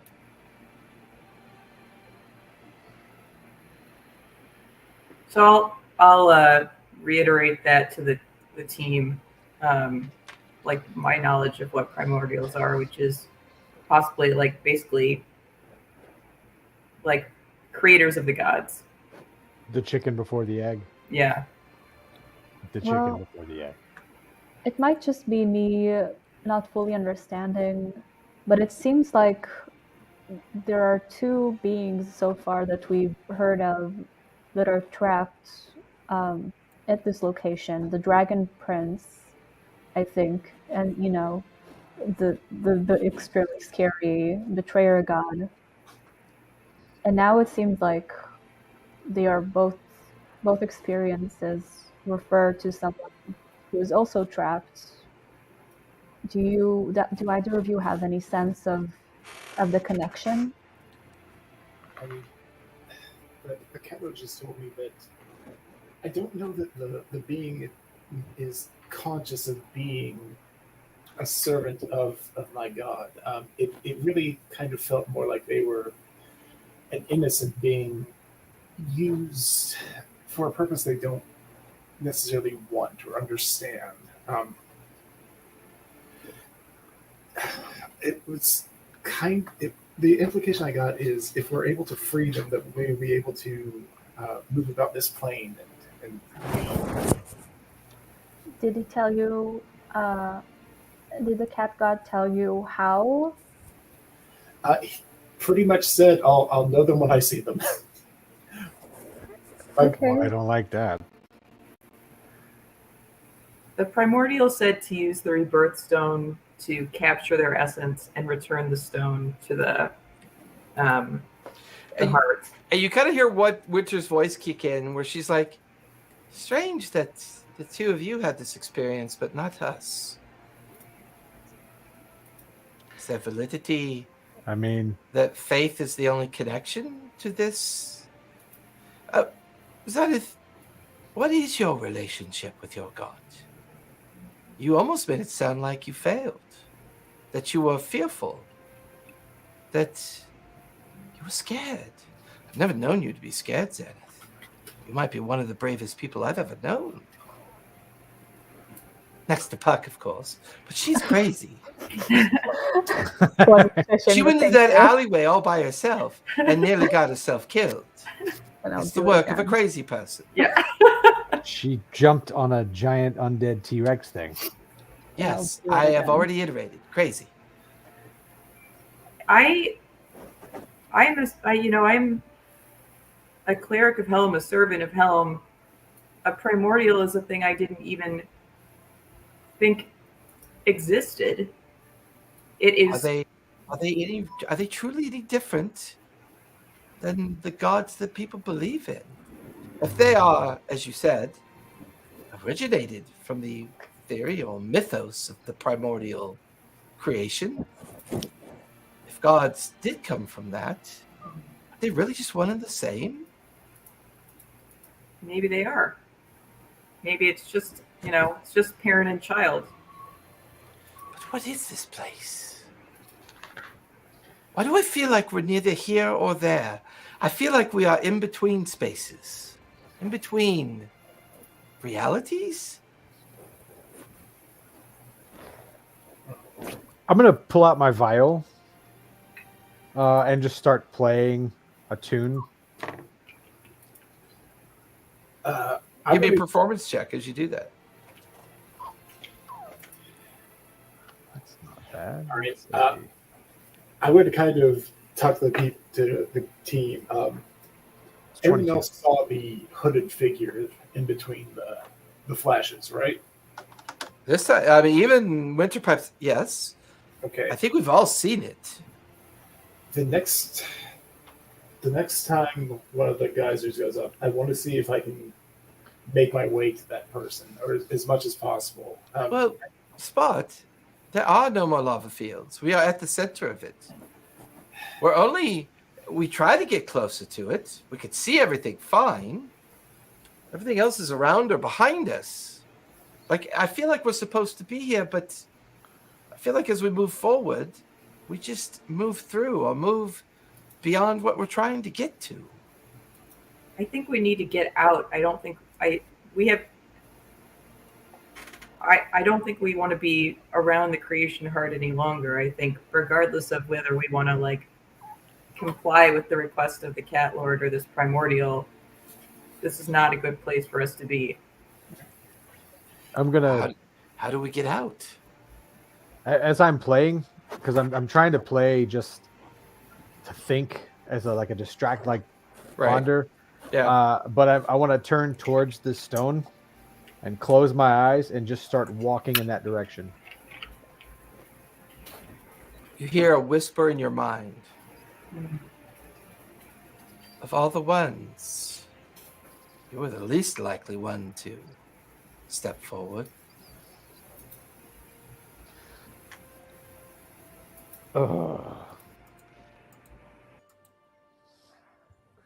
You continue to walk with your eyes closed. You could still hear that conversation in that chamber. The individuals staring at you patiently. And then you hear her voice yet again. You're the least of them I expect to be in this bit of trouble. You can see your wife looking over at you. See the kids behind her. You see the two individuals that have been chosen to safely get them into hiding.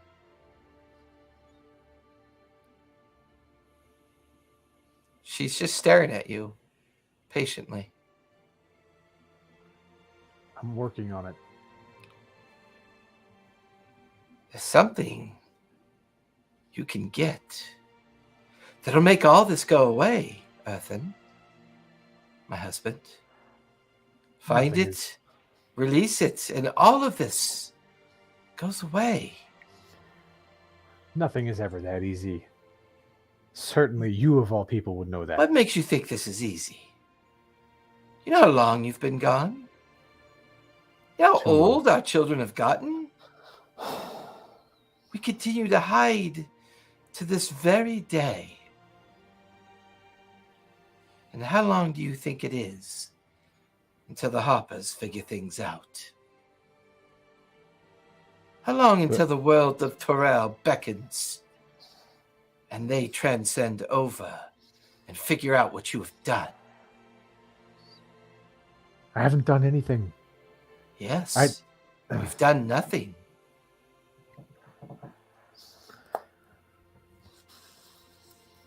The two caretakers fidget. Must hurry, we don't have much time. Watch as your wife gathers up the children, their bags, and all their equipment and gear. I will make a place for us. Better, before it gets too much later, Ethan. Too much later.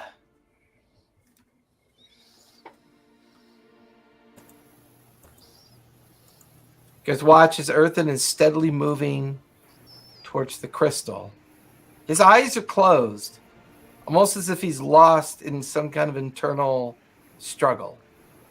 But the strange thing is, he's getting closer to it. He gets about 50 feet away from all of you, almost as if he was able to cross that space and get there.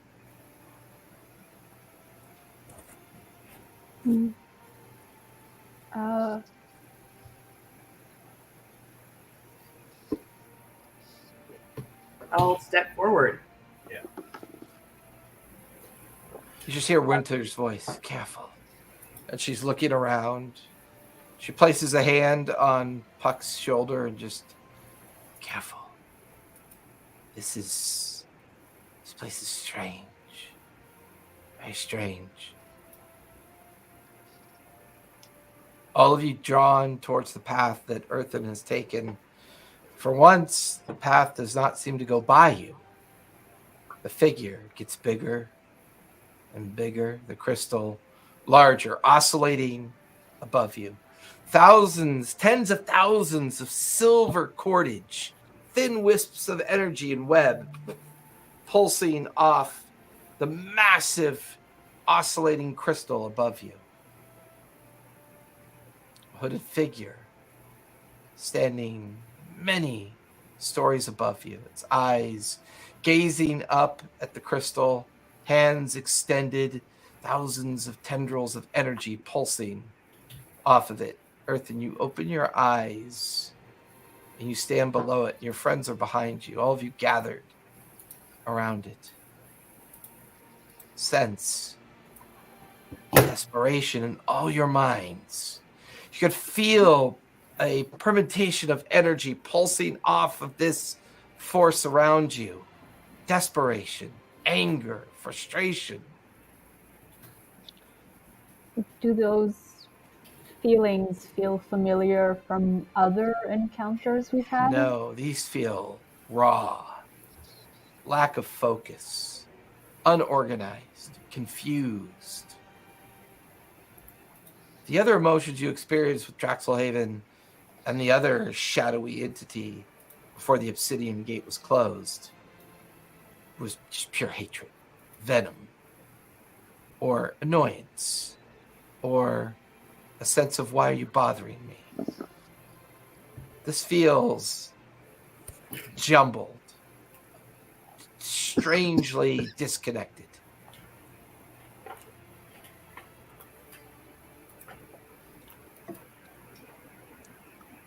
Who are you?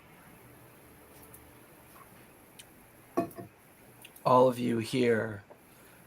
I am the beginning, and I am the end.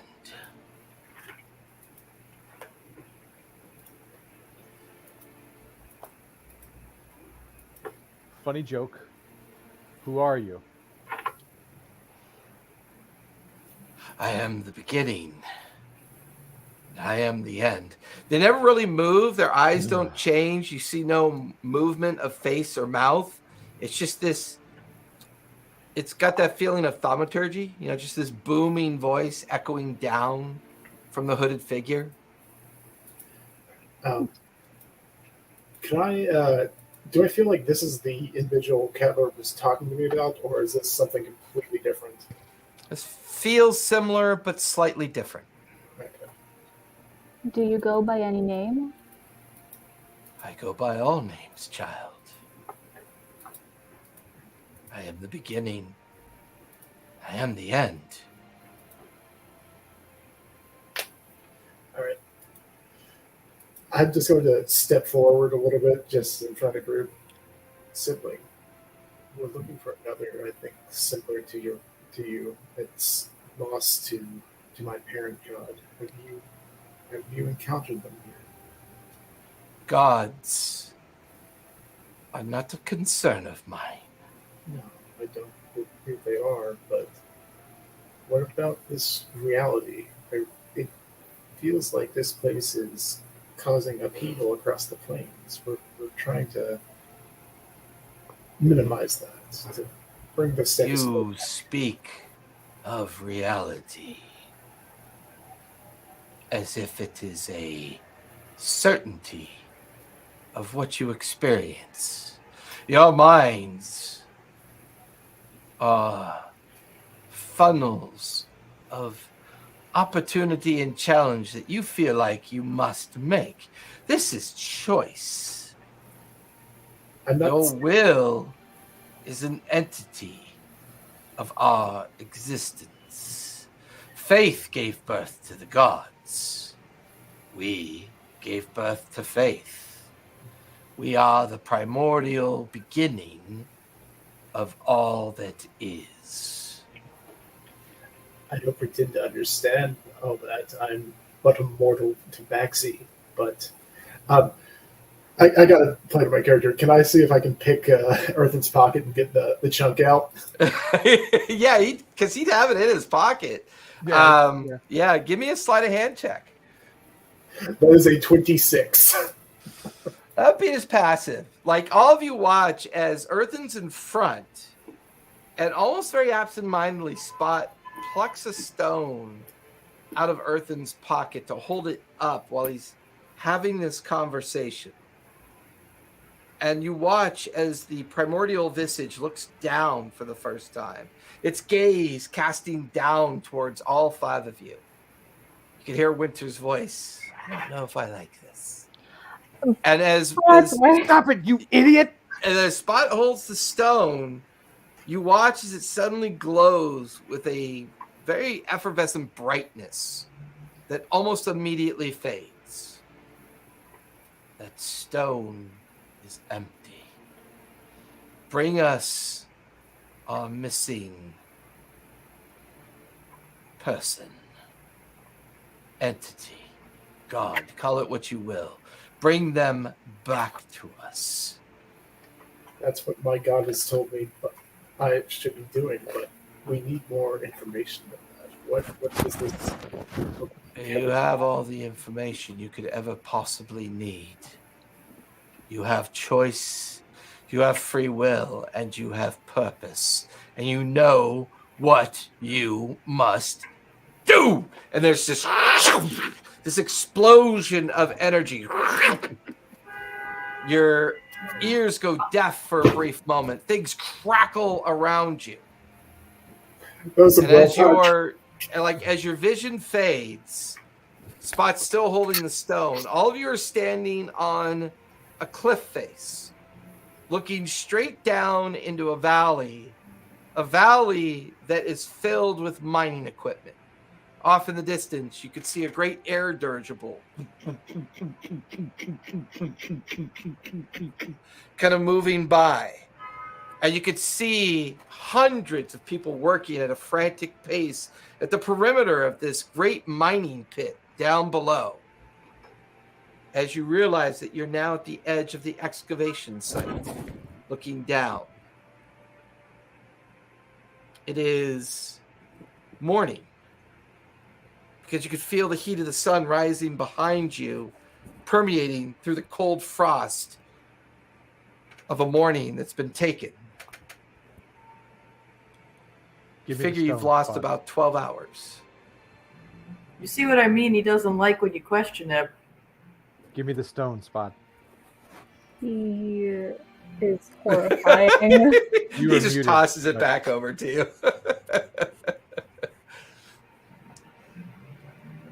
By the way, you're muted, Spot.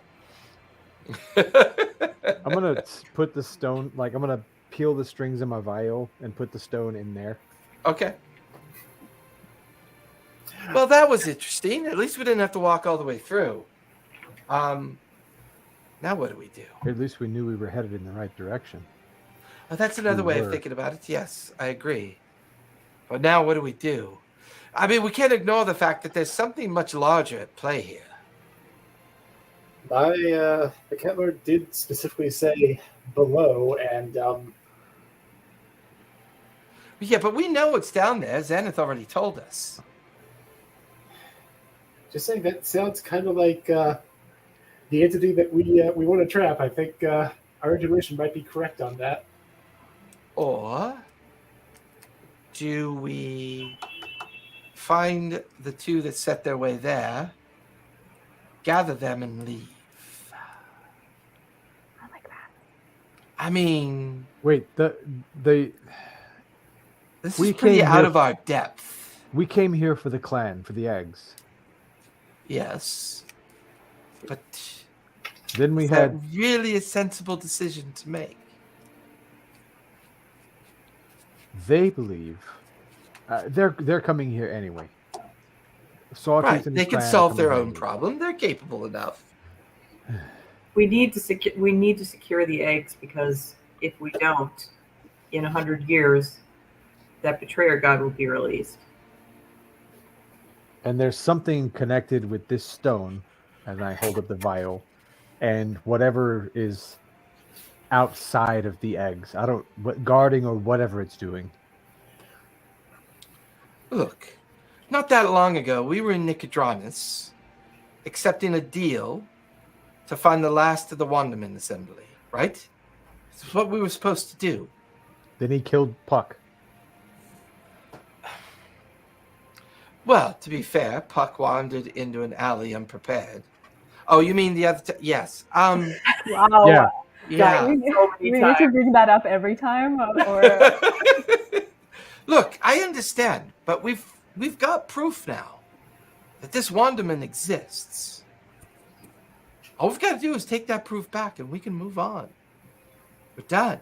We can get paid, and we can live out our lives. I mean, he repaid us for changing him away from a bullywog by murdering our friend. I kinda Yes, wanna- there is that, isn't there? It's not that simple. I just have a feeling that if we go down in there, we may not be coming out. I just want to make hard eye contact with Earthen and just kind of put a paw on his chest and just like, turn back. This was never about me. It's like, I'm finishing this, whether for the lizard folk or for myself. I'm doing this. I don't care about them. I don't care about Oh, great. Now he's a zealot.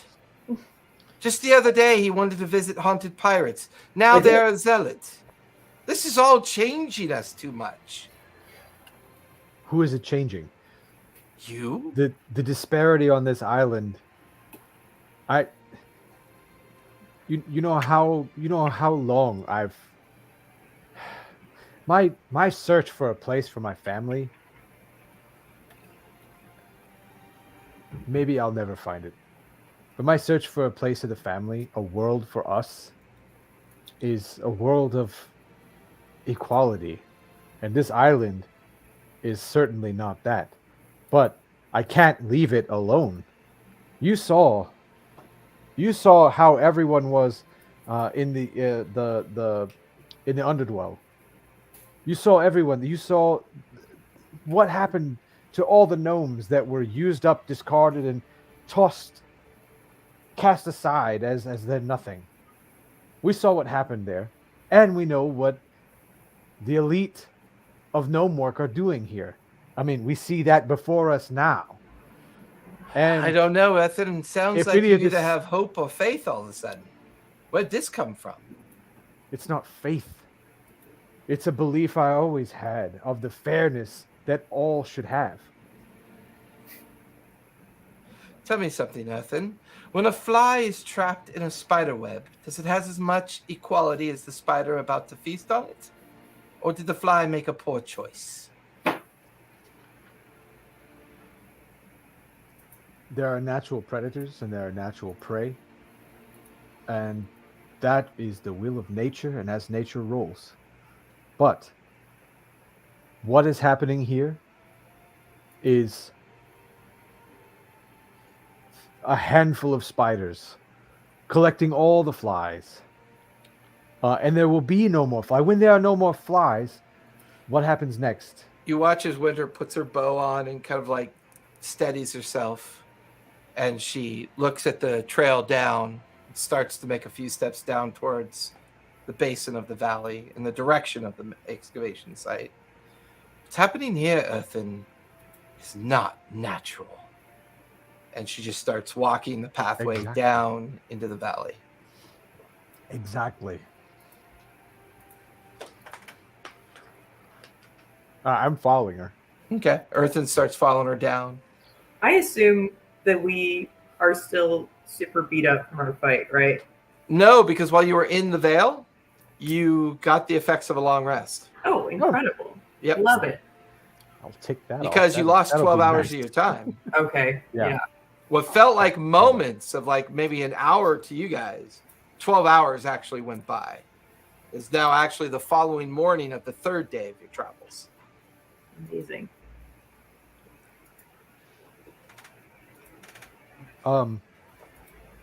Hey, Sibo's got to be around here somewhere, right? Sibo was not heading towards the mine, I had thought. She was headed in a different direction. As far as you can recall, she was heading. I think you guys scryed on her, didn't you?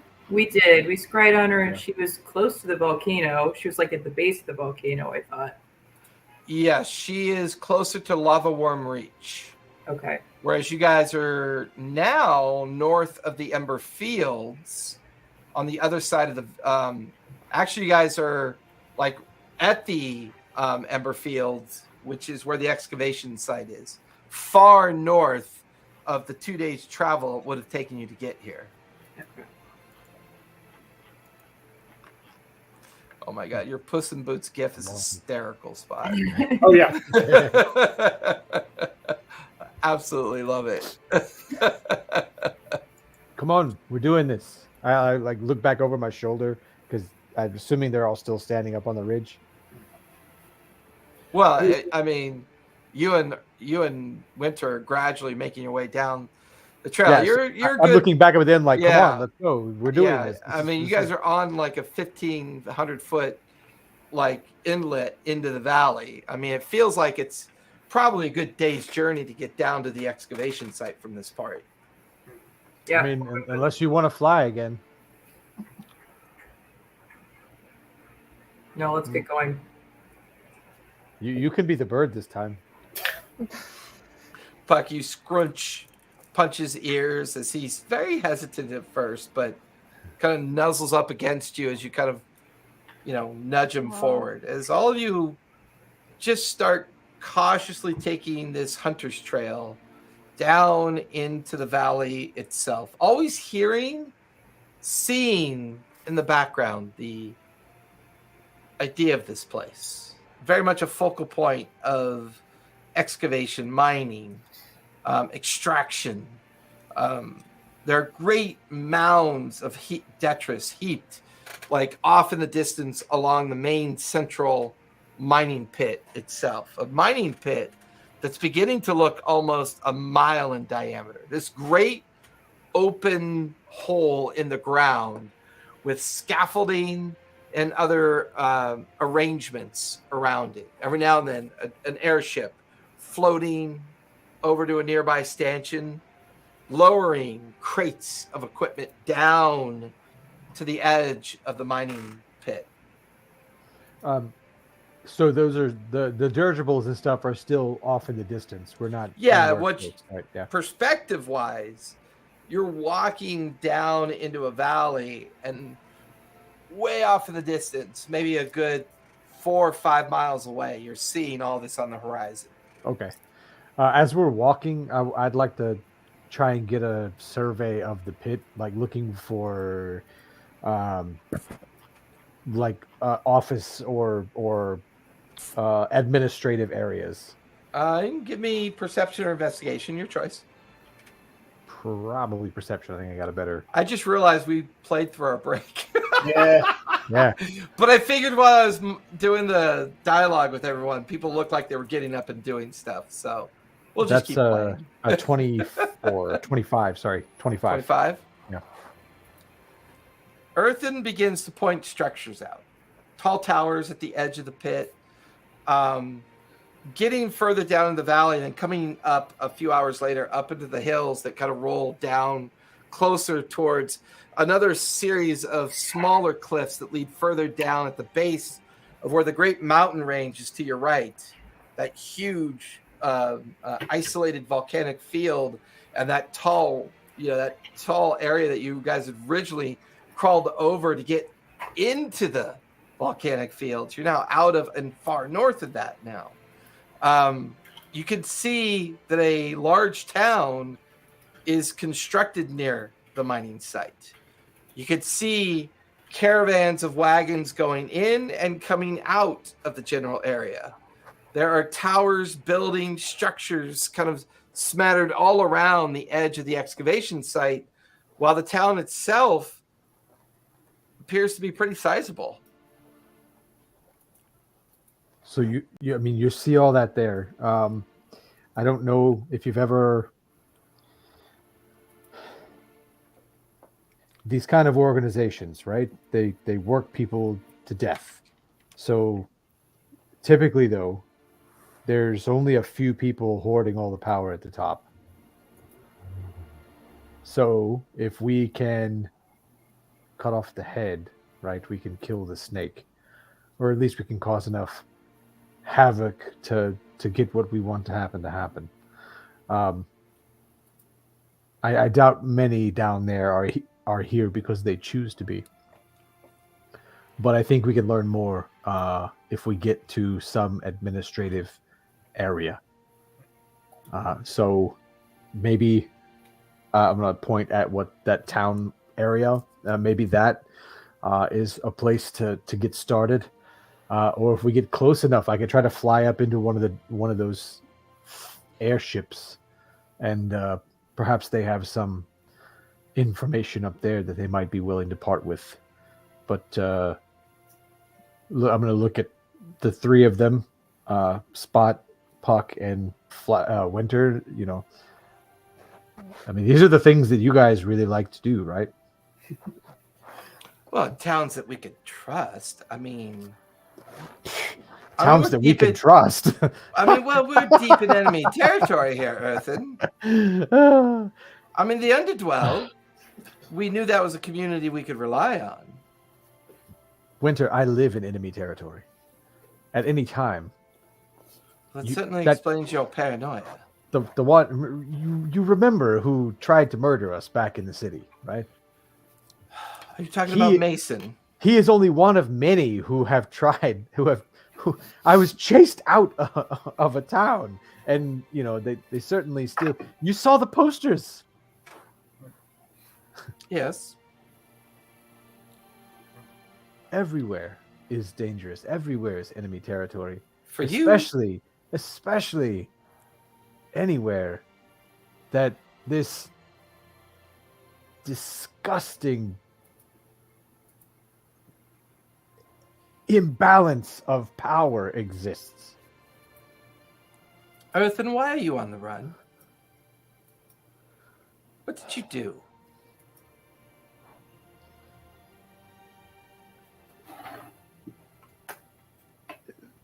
The Emperor in Rexindrum, he and his cohorts are consolidating power, and my family, my village, as I was a child, was one that was forcefully absorbed into the Empire. For some of my childhood, I played the role. I became the scholar, the student, went to the academy. But then I met my wife, and I heard her story, similar to mine. And as I came to meet more friends, I found more and more stories of how these formerly independent towns were forcefully absorbed into what became what is now the Dwendalian Empire. I watched my father be killed before me as he went to parley with the Empire as it came to our village. I'll not be having that kind of power impressing itself upon the rest of the world. I can't sit for it. I won't sit for it. So you think the answer's down there somewhere? The answer's no, of course not. But then why are we doing this? It's the same. It's the same down there as it was in Rexindrum. There's a small group with lots of power, and they're using it to harm everyone below them. And I can't stand for that. I won't stand for that. I have to do something. Well, you better think of something, because we're almost there. And I hate to say this, but I think we're outnumbered. Are we? I kind of motion towards the mines, and like assuming we can hear them working down there now. Well, anything that can express enough power to put that many into the servitude of work, surely they're numerous. How many have you been to Rexindrum? Have you been to the Empire? Seen one empire, seen them all. All of those people under the thumb of the rich and powerful at the top, not realizing if all of them work together as a single force, they could change all of their destinies at once. Winter looks from Spot to Puck to Earth and Xanath. Even pauses to look at Punch for a moment. I mean, are we all in agreement with this? That this risk is worth taking? I've come to know all of you as family. I don't want to see anyone get hurt. But we're walking into a den unlike anything we've walked into before. You can hear the ice cream truck. The Fates. The ice cream dirigible. Yeah. Delivering. Hey, down here! It's got that Blade Runner video going. Oh, it's good. Cheers. It goes by. Need to swap that out for the Dune bird singing. Right, old man, take your drugs alarm. Look, you don't have to join, but Of course I'm going. I just want to make sure that all of us are certain this risk is acceptable. Nothing is certain. Well, you better be certain as to what we're about to go do. I don't know, man. This seems like You, it's worth. Zenith, just had an experience of talking to what could be gods. We know somewhere down in that mine is something that they want back. Mhm. Something that someone else stole for another purpose. Oh, by the way, Mason and the others are still unaccounted for. And we still don't know where Sibo is. We know she's around here somewhere. Yeah, sounds fun.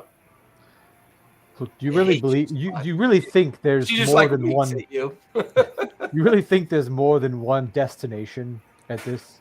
I mean, you really think that Mason's path and Sibo's path and our path and this mine, you really think they're all going to separate destinations?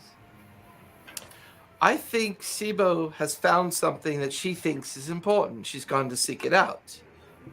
I don't know Mason's path, but I know he's dangerous. Very dangerous. Mason would not go after anything that he did not find valuable or of importance, or something in need of snuffing out for the Empire. Do we know if the Empire and the Copper Keepers are on the same page, or are they on same paths with different intent? Well, we saw at the docks, the Copper Keepers work for whoever pays. Right. The, Would imagine that forces outside of this area would jeopardize the advantages they gain by the Gnomeworks losing their independence. I'm sure That's got to explain why Mason is operating the way he's operating. The question is, do we actually know who's truly involved? We know the Copper Keepers are. We know that they, and you're right, Earthen. You're certainly right. What they've done to this place, and the way they treat people and discard people, and the way they work them to death, and then toss them aside as if they're nothing. I agree. It is horrible. But I want to make sure we are clear on who we're focusing our efforts on. If we do go down below, and we figure out a way to contain this entity that Xanath, and I think even Puck, Winter looks over at Puck, referring to the time she used the map or had her awareness kind of pulse out. I just want to make sure. That's got to be Xanath. It's always me. I know. You live in like downtown Tower number 12. As you know, Winter's just look.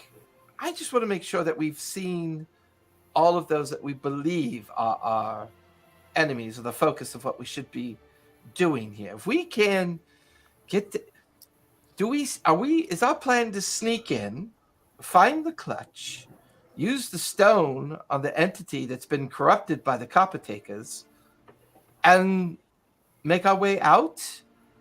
Or do you have deeper understandings in mind, Earthen? I'm just going to kind of motion Earth and over. Can I overhear this conversation that they're having? Oh, it's not.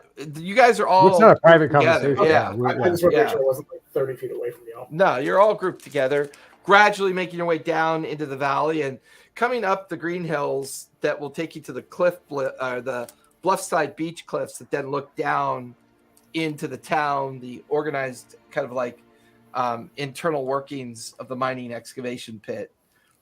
You're just traveling in that general direction at this point. I just kind of want to look at Earth and just kind of motion him over a minute and just kind of like, hey, she has a point, but we certainly pay your strengths here. Yeah, we're certainly not going to waltz into this place. No, but before we lay any hardcore plans, I can scout. If it's going to go down like I think it's going to go down, you can be quite the rabble rouser, and I just pull out like a piece of metal and just hook one of my claws through it and cleanly slice through it. Quite good at breaking chains. I'm glad we're of the same mind. Bye. You might want to find a better place for that stone than your vial, or at least like glue it down. Do something with the tuning peg, because that's going to sound awful. You know that, right? We'll find out. But you know, at least while it's in my vial, you can't snatch it out of my pocket.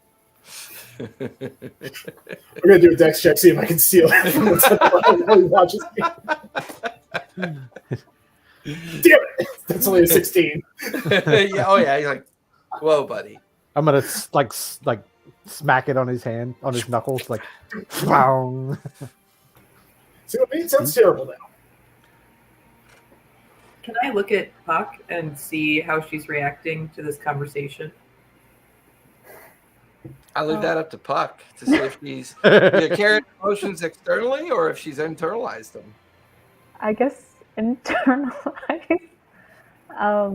It seems like we've been heading towards that direction for a while in a way. If everybody is competing to find that thing and get it, and we all have some sense that the people who want to get it will do terrible things with it, then it seems like that's the natural trajectory of what we need to do to prevent some pretty bad stuff. This is where all paths are leading. Yeah, but I would say it seems like we need to be a little careful with who we trust at this point. If it's truly this powerful and everybody wants it, then we shouldn't take for granted that we're doing the right thing just by going to get it and just by, giving it to somebody that seems to have our back. So I'm not sure really what the end goal is, but it seems like we need to find out what's going on. Yeah, I think that's right. I think it's hard to know. Even the primordials, the cat lord, no one will tell us what this creature is or why we would collect it. Has Helm spoke to you about it as of recent? I haven't heard from him in a while, and I'd like to commune if we can tonight before we go to sleep, but he's been quiet. I just That's not me, I don't think. Oh, this is me. I love it. Good Lord, should we all check our emergency broadcast systems? It's like that scene in Last of Us when it starts to fall apart. Yeah. And everywhere starts having sirens. No kidding. I haven't watched that yet, but no, I just kind of wanted to talk to Xanth and kind of be like, not to put too fine point on it, but I'm a servant of chaos, good chaos, and you're paragon of law. If both of our deities are telling us to do this seems bigger than I think we want to internalize. Yeah, this seems bad. It feels strange and bad to have the attention of multiple deities.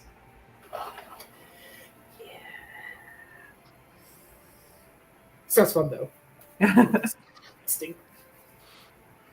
You guys and your gods.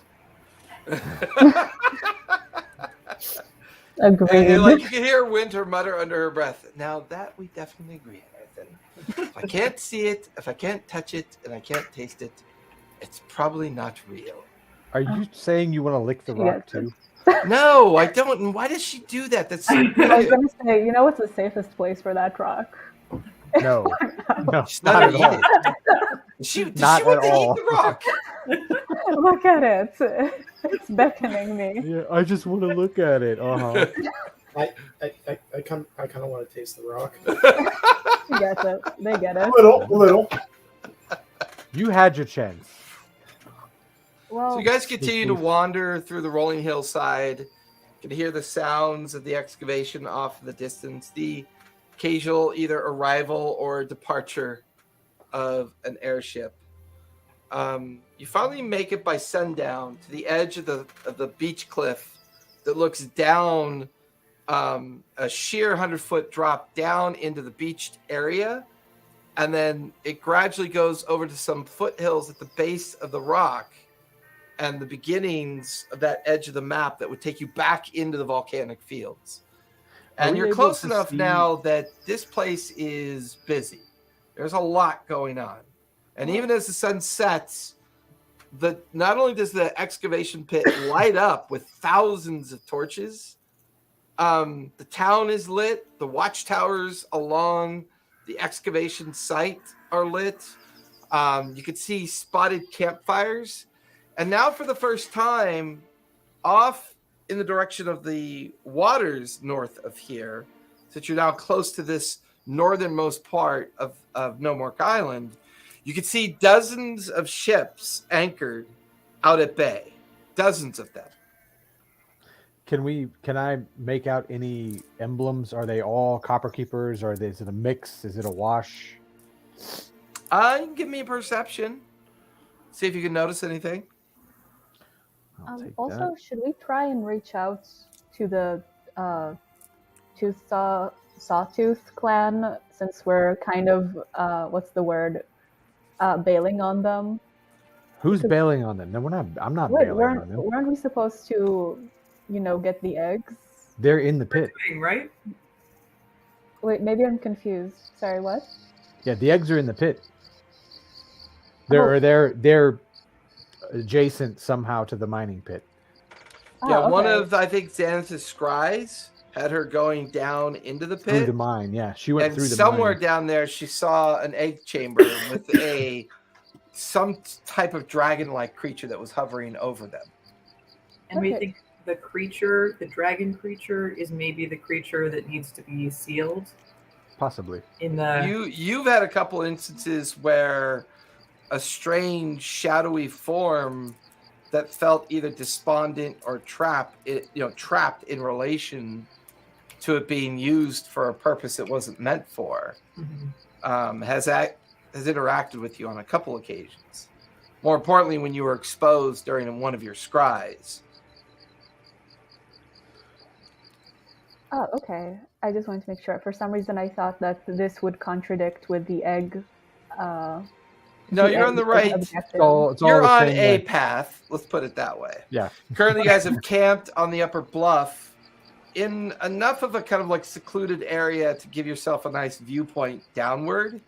So far, you haven't seen any active patrols or anybody really worried about what's going on outside of what you can see down below. Earthen, what'd you get for your perception check? 25. Almost every single one of them have various skull and crossbone variations of every pirate faction that you've ever heard of. And they are also all flying under the banner of Darktoe. Spot's going to be so excited. This is our best chance to meet Pirate Ghost. They're not dead pirates. They might be soon. Depends what they're doing here. You Hell say he wants yeah. so he's gonna make pirate ghosts, I guess. Yes. I mean, if all goes well, then yeah, obviously. Come on. So I don't know if you guys can see this, but those are all pirates out there. And that other flag with them, that's the Dark Toe. So that's weird because we haven't seen anything about Dark Toe before now, have we? Not to this point, no. Maybe they're affiliated with the Copper Keepers. Maybe it's like a mercenary team. Ooh. We won't know till we find out. Yeah. I would like to send a message to our Sawtooth friend and ask him, basically try to ask him where he and his people are at and whether they're going to come in and help us or if they're tied up elsewhere. Okay. What is that guy's name again? Korgoth. Korgoth? Okay. Yeah. All right, I'll send a message that says, Korgoth, nearing the mines, 1 day away. Where are you? Are you going to join us? Do you know anything about Dark Toe's presence at mines? There's a slight pause. About a minute later, a response. You got there fast. We are 3 days away. Ran into trouble. Pushed through. Do not know what Dark Toe is. Join you when we can. They're 3 days away. Still, they've run into trouble, and they're pushing through, but they're delayed. Told you it was better to not go with them. Yeah, they're moving slow. They're going up current. Or normal. Or You're the ones that talked to gods that got teleported to the other side of the island. Well, they're fighting the current. We were they're also going upriver. We were also going Making to their fly way. over Yeah, all making that their way. stuff, and then we got detoured. I mean, we wouldn't be as far ahead of them. I think we'd still be ahead of them, though. You're definitely ahead of them. Yeah. Good flying, by the way, Puck. I don't think I ever told you that part. yeah, excellent rocksmanship. Thank you. It's nice to get recognition. So, do we want to wait for these guys, or maybe we're just trying to get in really quiet and get out pretty quiet before they arrive? I don't know about out, but definitely getting in before they arrive. I mean, if they come at it from the outside while we're on the inside, we can certainly better our chances. It'd be a good distraction. If we're already in, however we get in, and they arrive at the gate, ready to go, that's going to draw the guard and everyone. That's going to draw the majority of the attention, and as long as we do well, they won't know we're here before that. And then once the guard is drawn away, Chainbreaker over here is going to run around, and then we maybe probably have to fight whatever that big thing is, or give it the stone. I don't know. Remember, it had the thing on his chest. I couldn't tell if it was good or bad, but it did have a necklace on that was certainly had a spot for that stone on it. Well, if we have a little bit of extra time, we could try and do some recon, try and understand the relation of Dark Toe to all of this before, I guess also see if we can find any additional weaknesses while we're at it. Yeah. But that sounds like a great plan. So it's, I guess, good for us to have some time to... Could you say that again? It was jumbled, yes. No, the part about the plan. Oh. It was a what? No, I'm not. Like literally, Errand stopped playing his instrument. It's a what? Exactly. Say that again? Zanet's plan is wonderful. Next time, I'm polymorphing you into a gerbil. Next time, I'm polymorphing you into a gerbil. Puck, I need you to know, I would never eat you in gerbil form. Thank Lunch you, might. Spot. I can't promise the same to you. So, do we want to? Okay. So I'm gonna kind of cut to the quick here. Spot, do you want to pretend to be a pirate and see if we can get? I mean, Earthen, I'm sure you can do a wonderful job, but I think Spot has been vying for the pirate position for a I'd be minute. thinking that pirate needs to I could do shave that, and I could their also try to beard. sabotage some of the ships if Hey. you like. I mean, a couple of holes beneath the waterline that they don't notice for a day or two. Yes, and also loot. So much loot. Yeah. I can make someone invisible if we want to do that. Oh my god, amazing! Wait, since when? I've had that for a while, but there's never been a reason to use it because everyone is pretty sneaky anyway. Yeah, I mean, it might That's be fair. it might be best for you. Yeah. Like, I don't know about I think the y'all. rest of us are fairly sneaky, but and I've got my fancy clothes that I can really well blend into things now. Yes, a pirate camp with your fancy clothes. Hey, who says I'm trying to go in as a pirate? I'm just trying to go get in there, you know. Besides, pirates love people like me. That play them songs and all that stuff, you know. Remember how your Tabaxi buddies liked it? You probably don't remember that, actually. Never mind. Hey, no, I didn't get blackout drunk. You got stark naked, Tabaxi naked, whatever you want to call it, and were saying really strange things and drinking stuff that burned my face. Mm-hmm. Yeah, it was a fun time. Right. I don't think you remember that much. So wait, okay, let's all decide our. Sorry, I'm trying to be organized about it. I'm trying to be a mature gnome for once. We have a limited amount of time. Mhm. Let's kind of see what our priorities are and what our objectives are. If they've got 3 days, then I think, you know, how far out are we? We got 1 day to scout. You're less than that now. You're a lot closer. Okay. So I would say you're only maybe a mile or two away from the excavation site. Okay. Yeah, so you're we've got up on the beachside bluffs, looking down at the shoreline. See all the ships at anchor, and then you could see about 2 miles down and away towards the base of the beginning of the volcanic mountain range that you had originally crawled into from the other side, which is now this northern side. You get the feeling that this is the route that Sibo and the Dampier took to get in to wherever they got into, which has caused them to go towards the worm lava fields, which is where they're currently headed towards. At least that's the last time they told you.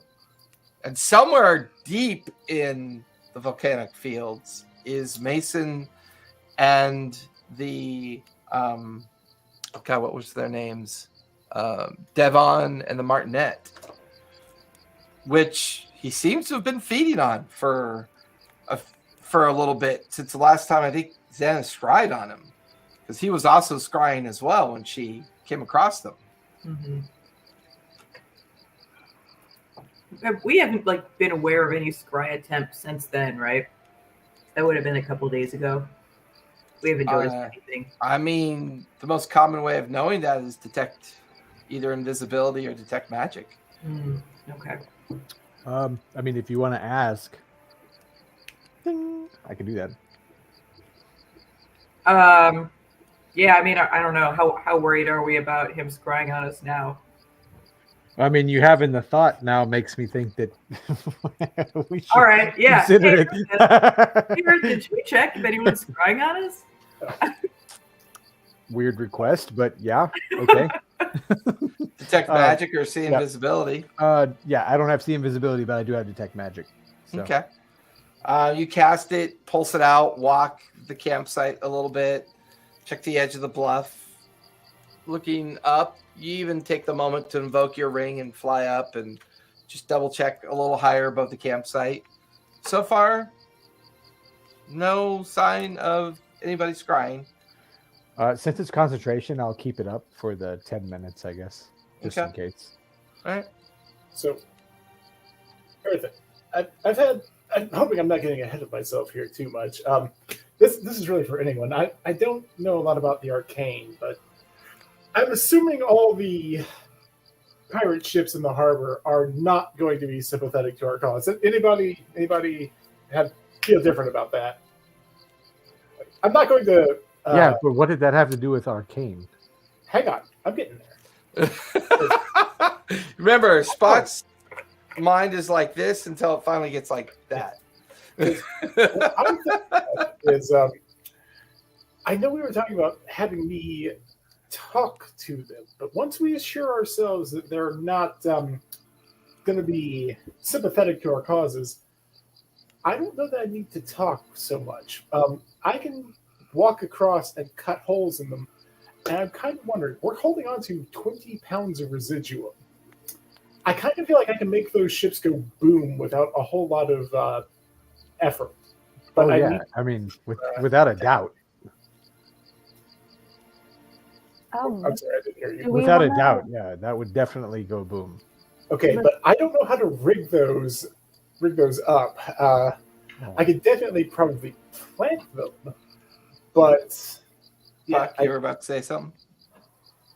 Oh, wait, no, sorry. I thought, weren't we going to try and get information out of them? We want to do that first, I think. Yeah. Oh yeah, that's fine. Like I'm just saying, like if they're not, Yeah, Spot's like, yeah, sure, but then we blow them up. But wouldn't that, alert them to that fact that something is happening and also kind of lock them in with us? So when I think of reconnaissance, I think of, getting logbooks and things like that and figuring out what's going on before we even try to make contact, right? oh sure. I'm just saying, like if we determine that our plans are to be best served if all those nice, pretty ships were at the bottom of the harbor, that seemed like an interesting way of doing it. It just kind of feels like you want to explode things Shut and the are fuck kind up. of finding a background reason to why it's. I respect it. I don't crush your dreams. Look, that residuum stuff is pretty powerful. There might be. Remember when we were back on the cliff earlier, and I just kind of like threw it out in the air, like threw a pinch of it out in the air, and it went wild, like pow. I wonder. I don't know, but I wonder if I was to try and use that while casting a spell, I could probably enhance the crap out of that spell. I don't know, but it could also possibly kill me. So. But if we find something that can do magic stuff, perhaps we could enhance it, right? Maybe. I don't know. All right. So Get that out there. in terms, but I think returning to the objectives conversation, Yes. we want to find out what the pirates are doing here. And so like just a recon mission, I guess. We need to coordinate with Sawtooth. If what we want to do is sneak in quiet, wait for them to attack, and then we go get the eggs, we got to coordinate with Sawtooth. Mm-hmm. Is there anyone else that we want to talk to before? I guess, do we want to try and find out where Mason is and whether he's going to be a problem?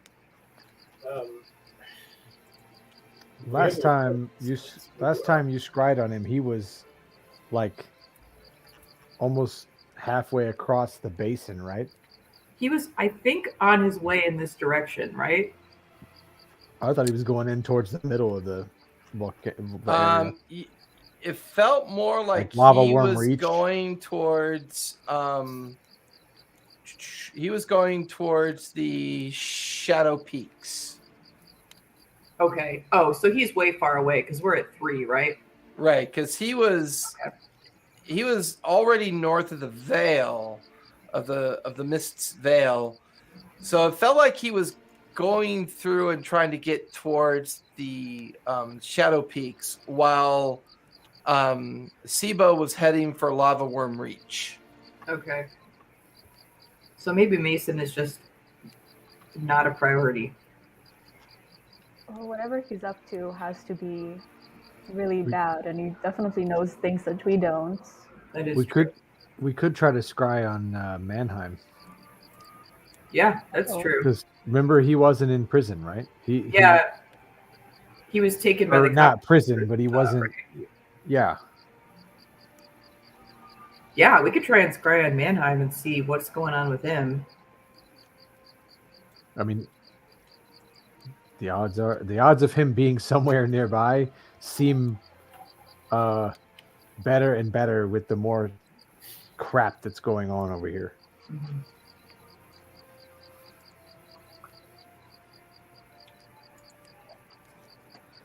You know who we didn't think about for a long time? Hmm. That sailor. Which sailor? Oh, that's right. The guy. Which are you serious?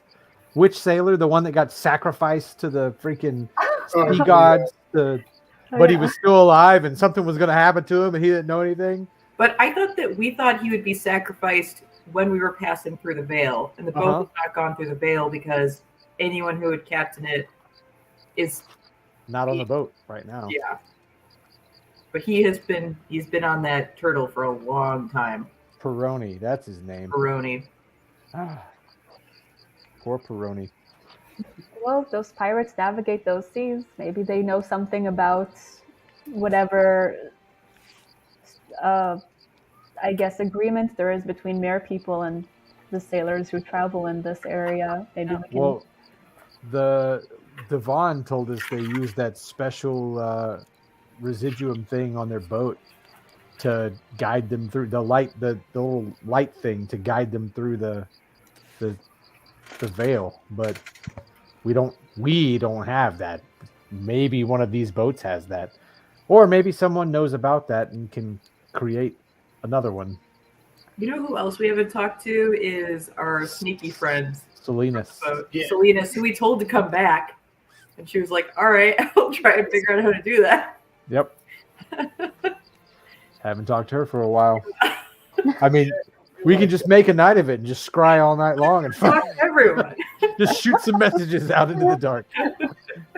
What's her name? Caliban, the Danford. Yeah, let's try to get her in on this too. She seems like she'd be in for it.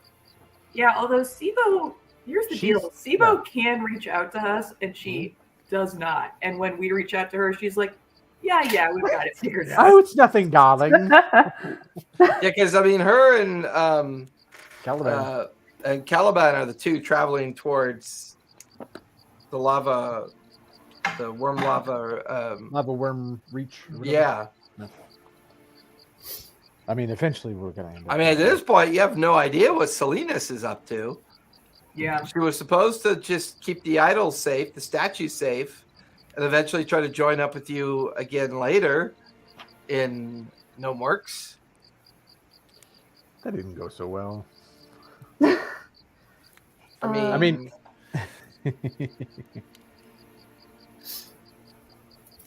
there are a few loose ends that you guys haven't quite tied off yet. You know what? We have seen Dark Toe pirates before, though. Where? When we landed at the island. Yeah. Oh, they were at the dock. There was one or two ships there, yeah. Uh-huh.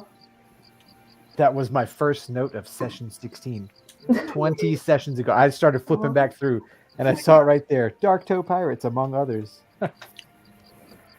Oh, that was when we saw your statue, by the way. Like, that was around that time. Oh, yeah. That was the first day. Uh-huh. Would you still be recognized if you go down there as,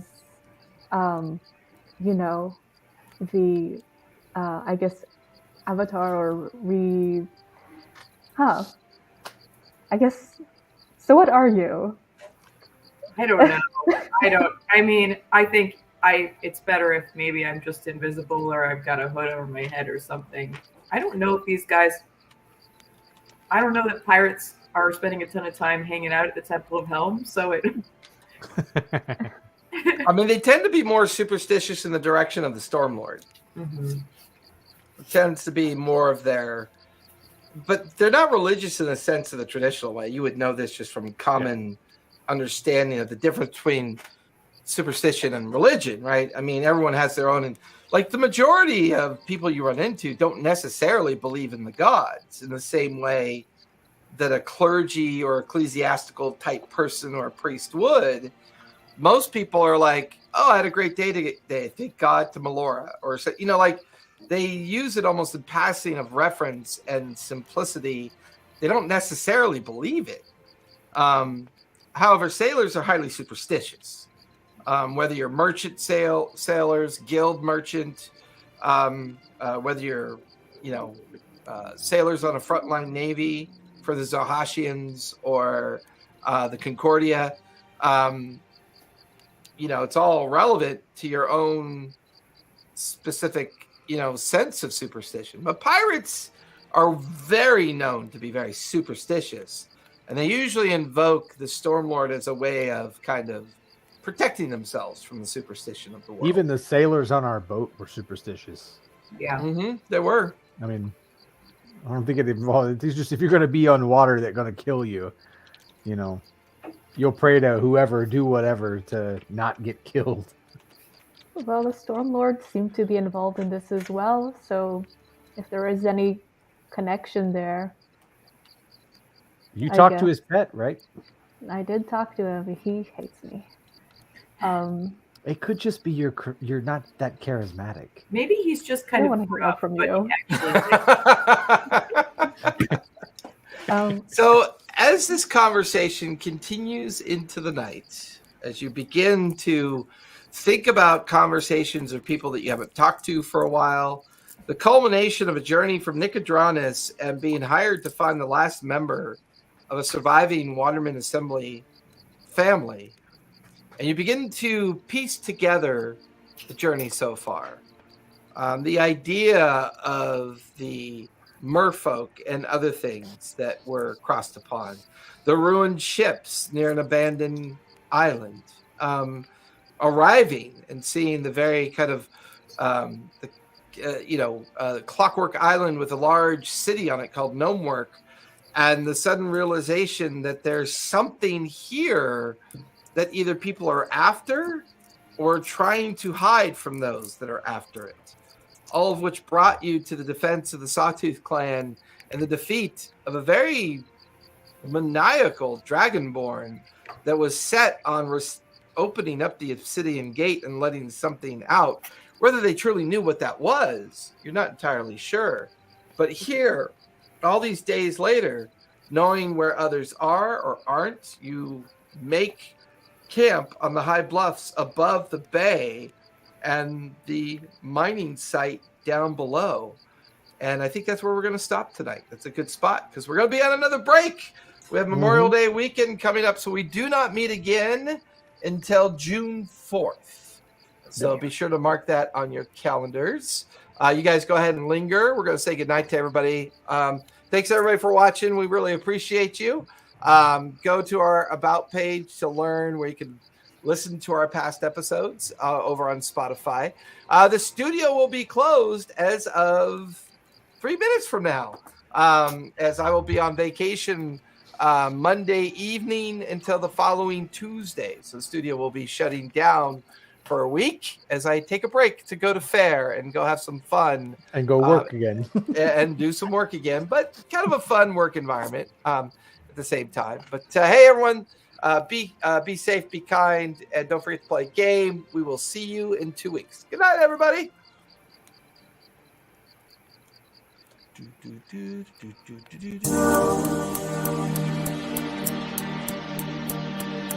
Do.